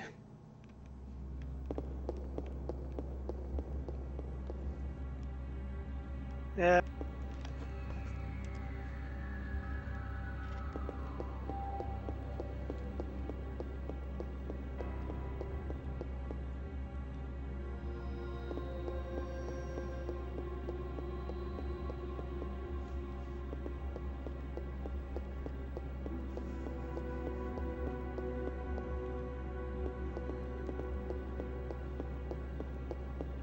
There's a Dragon Age.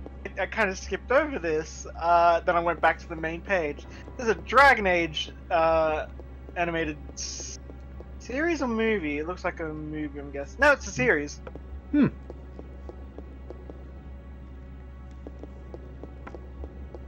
reminds me, I do need to actually go back and finish actually watching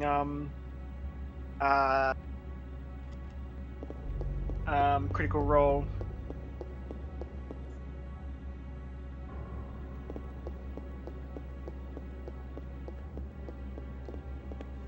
I just kind of gave up on the thought that I would ever catch up on that stuff. I'm just like, okay, if I see a clip here or there, I'll take a look.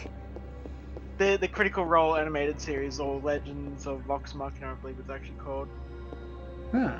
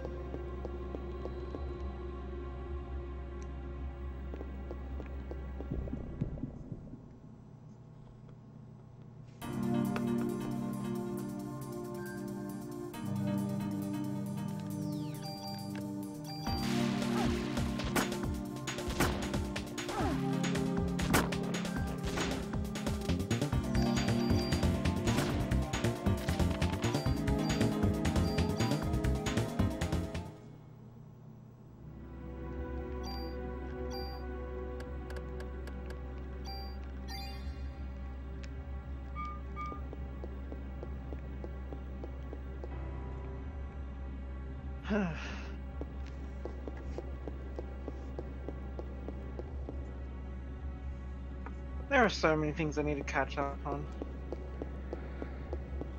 Yeah, I know that feeling.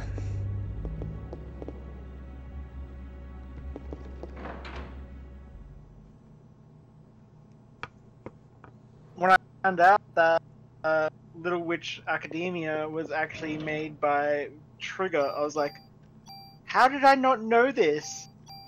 I should actually watch that.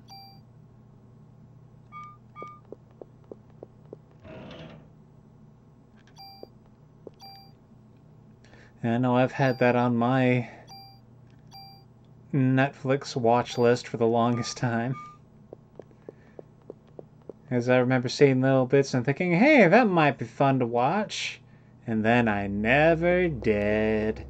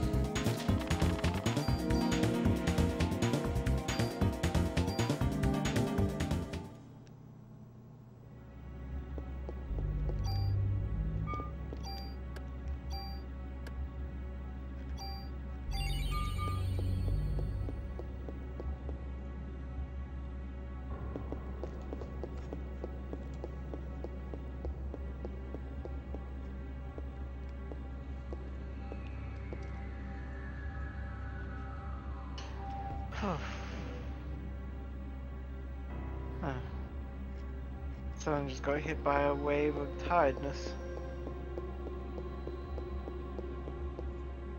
That Got will about 8 happen. hours sleep last night. But I suppose I haven't slept much at all this week. Yeah, that'll do it. You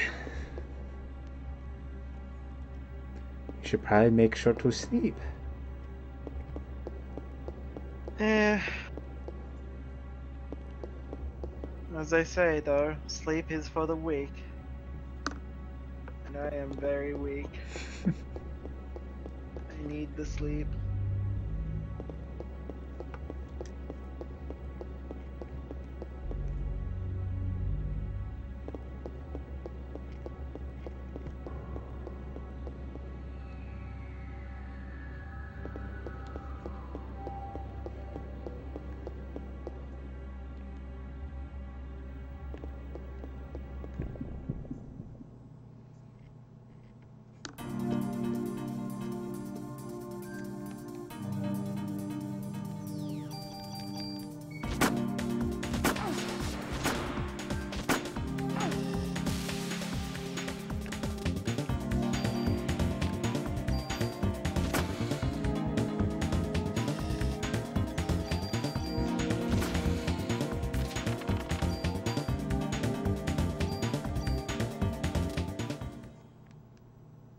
Oh yeah, Hades 2 was announced.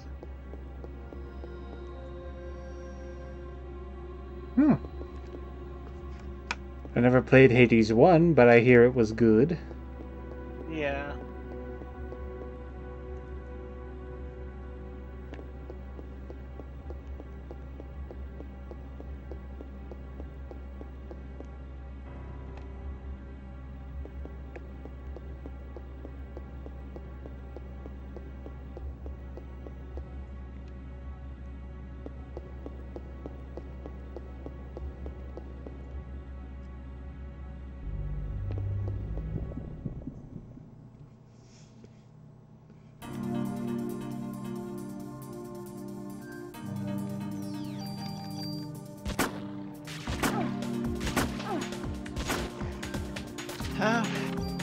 doing this for what, 2 hours now?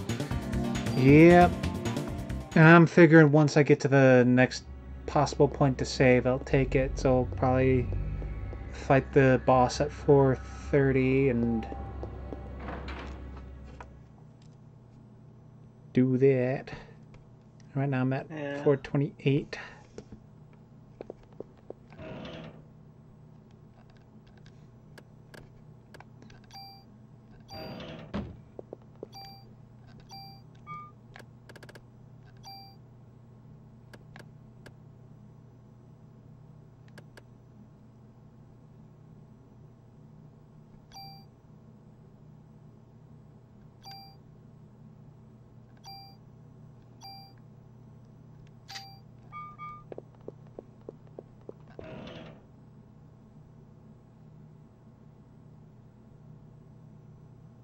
Just realized something. Yeah. Roll so much like the mushroom dudes from Kingdom Hearts.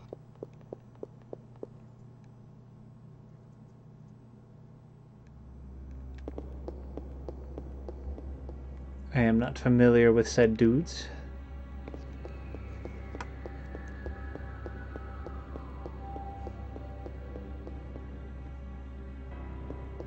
Were they like a kind of heartless? Yeah. Actually, no, now that I'm remembering them, no. The white mushrooms. Like, some elements are there, yeah. I mean, when I think about Ralts and how it kind of has that head, hair, cap, whatever you want to call it, I can kind of see how that could work as like a mushroom type thing. Yeah. I still find it funny how many people think that Gardevoir, well, the entire Gardevoir line is meant to be grass type. And I think everybody made that mistake the first time around they saw it. It's like, but green means grass. Yes. And it's like the hair kind of swept over does look like blades of grass. So. Yeah.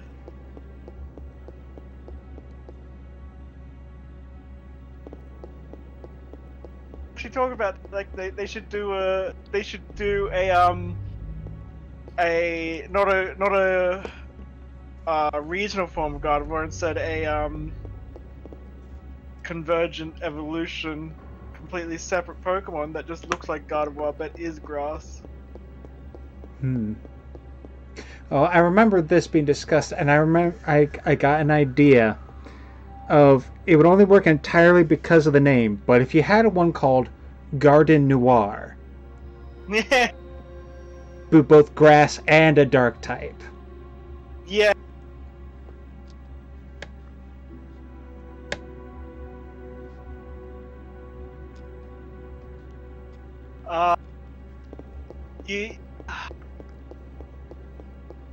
So just thinking, the most evil thing. Oh. It wouldn't work because it would be better to keep it, you know, looking the same. It's like you invert the normal into shiny. So therefore, it's like, even though it's a grass type, it's got the blue hair. Yeah. People just see that. Oh my god, it's a shiny Gardevoir. Like, fuck you. You could say it's a bluegrass Gardevoir. Yeah.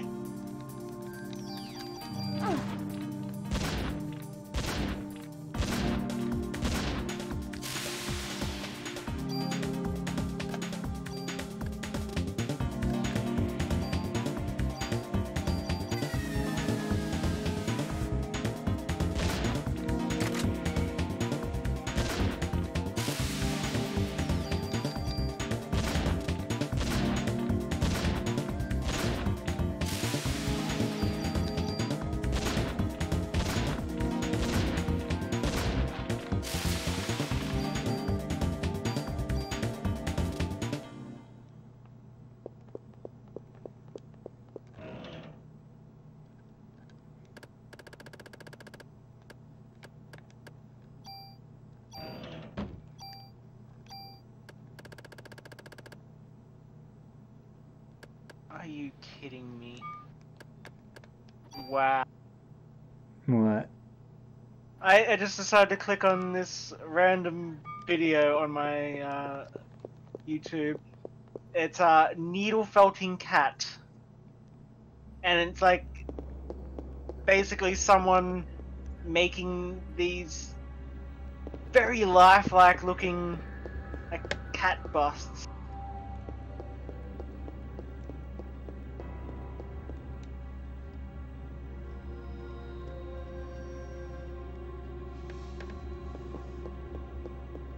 Apparently they do it for, like, you know, people that's like, oh, to remember their cats that have passed away.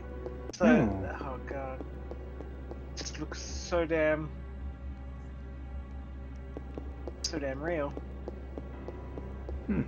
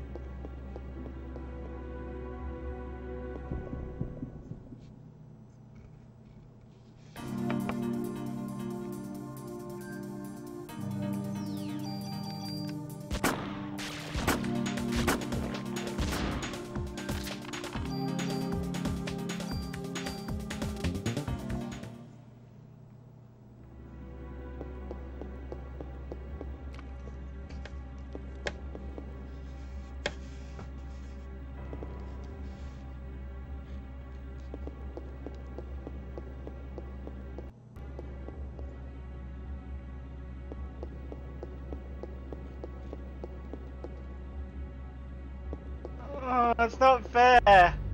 Why did this video have to make me tear up? The cat bust thing? Yeah.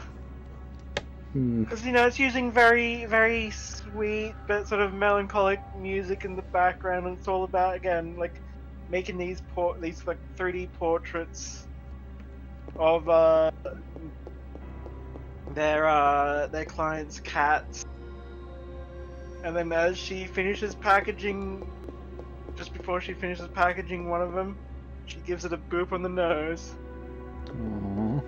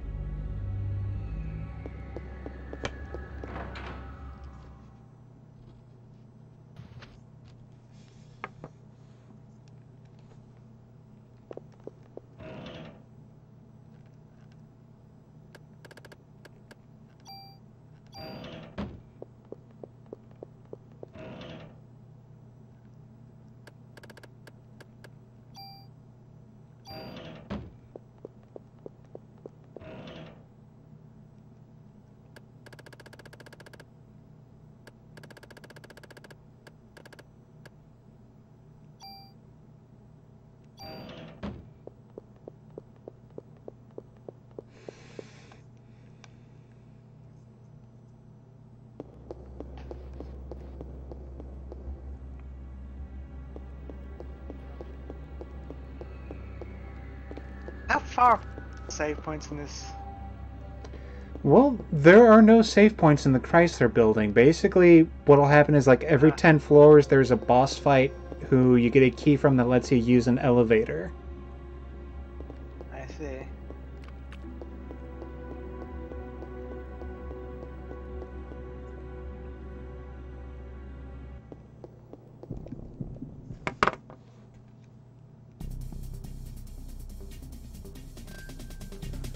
So it's basically a roguelike mode. Kinda, yeah.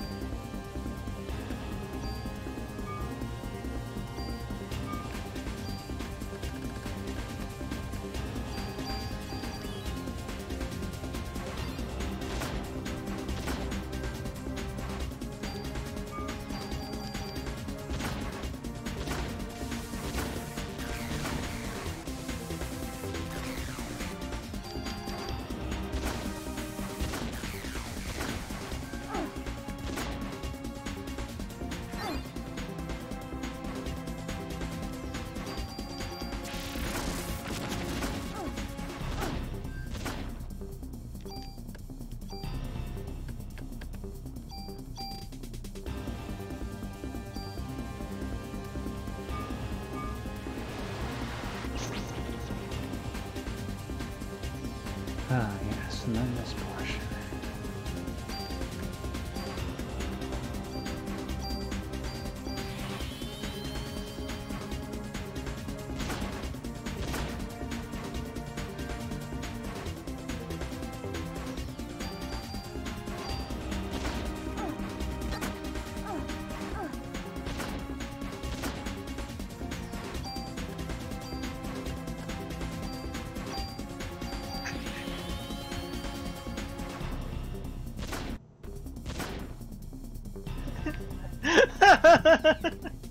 What?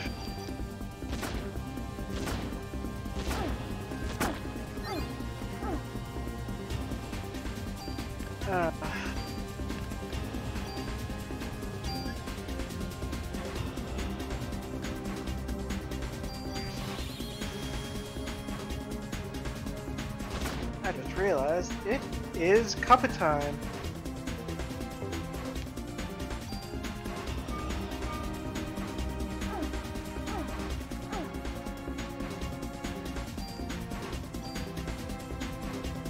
Cuppa time.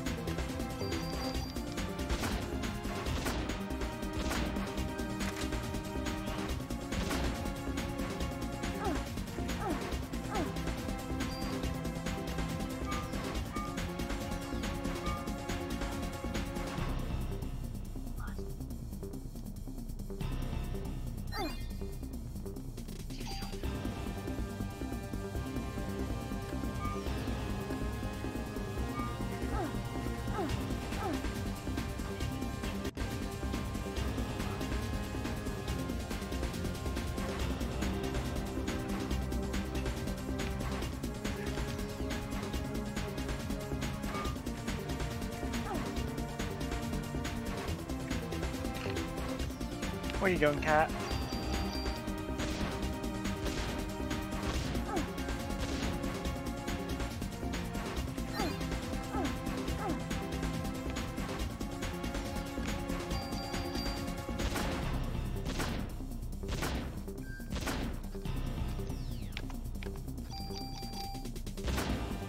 Yeah, you wouldn't get interrupted so much if you didn't sleep in the way like that.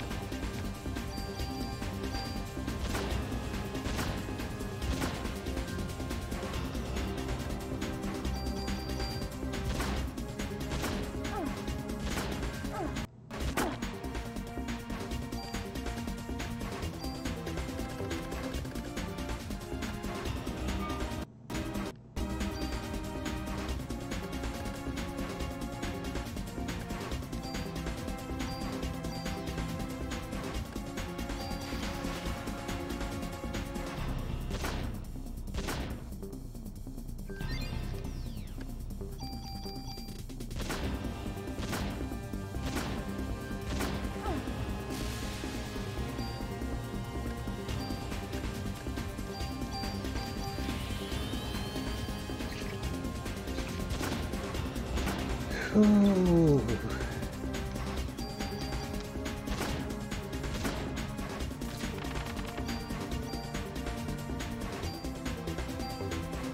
That guy actually had me use up a lot of my medicine. Oof. Huh.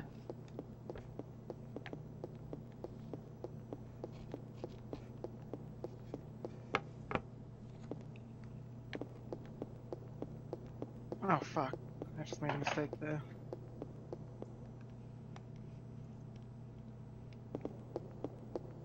I'm so used to having the kettle boiled first before I put all the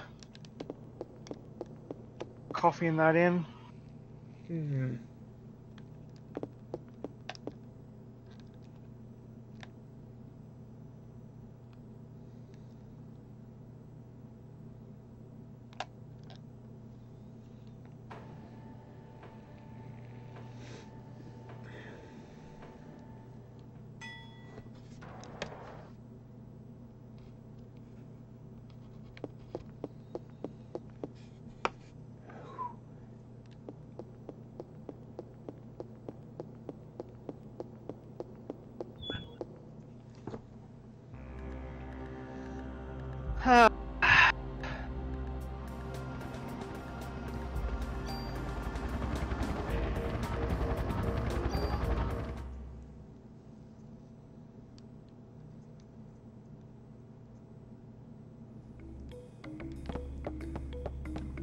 And now for a save.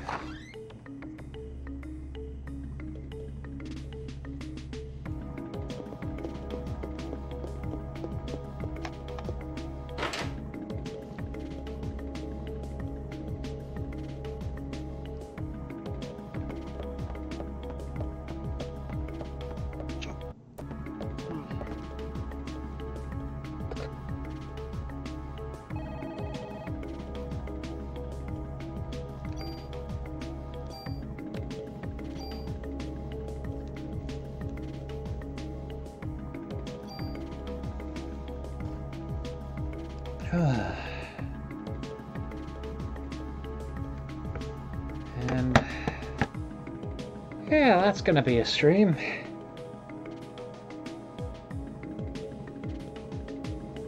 Sure. Thank you for hanging out, Argo. And good night to whoever the heck is watching. Good night.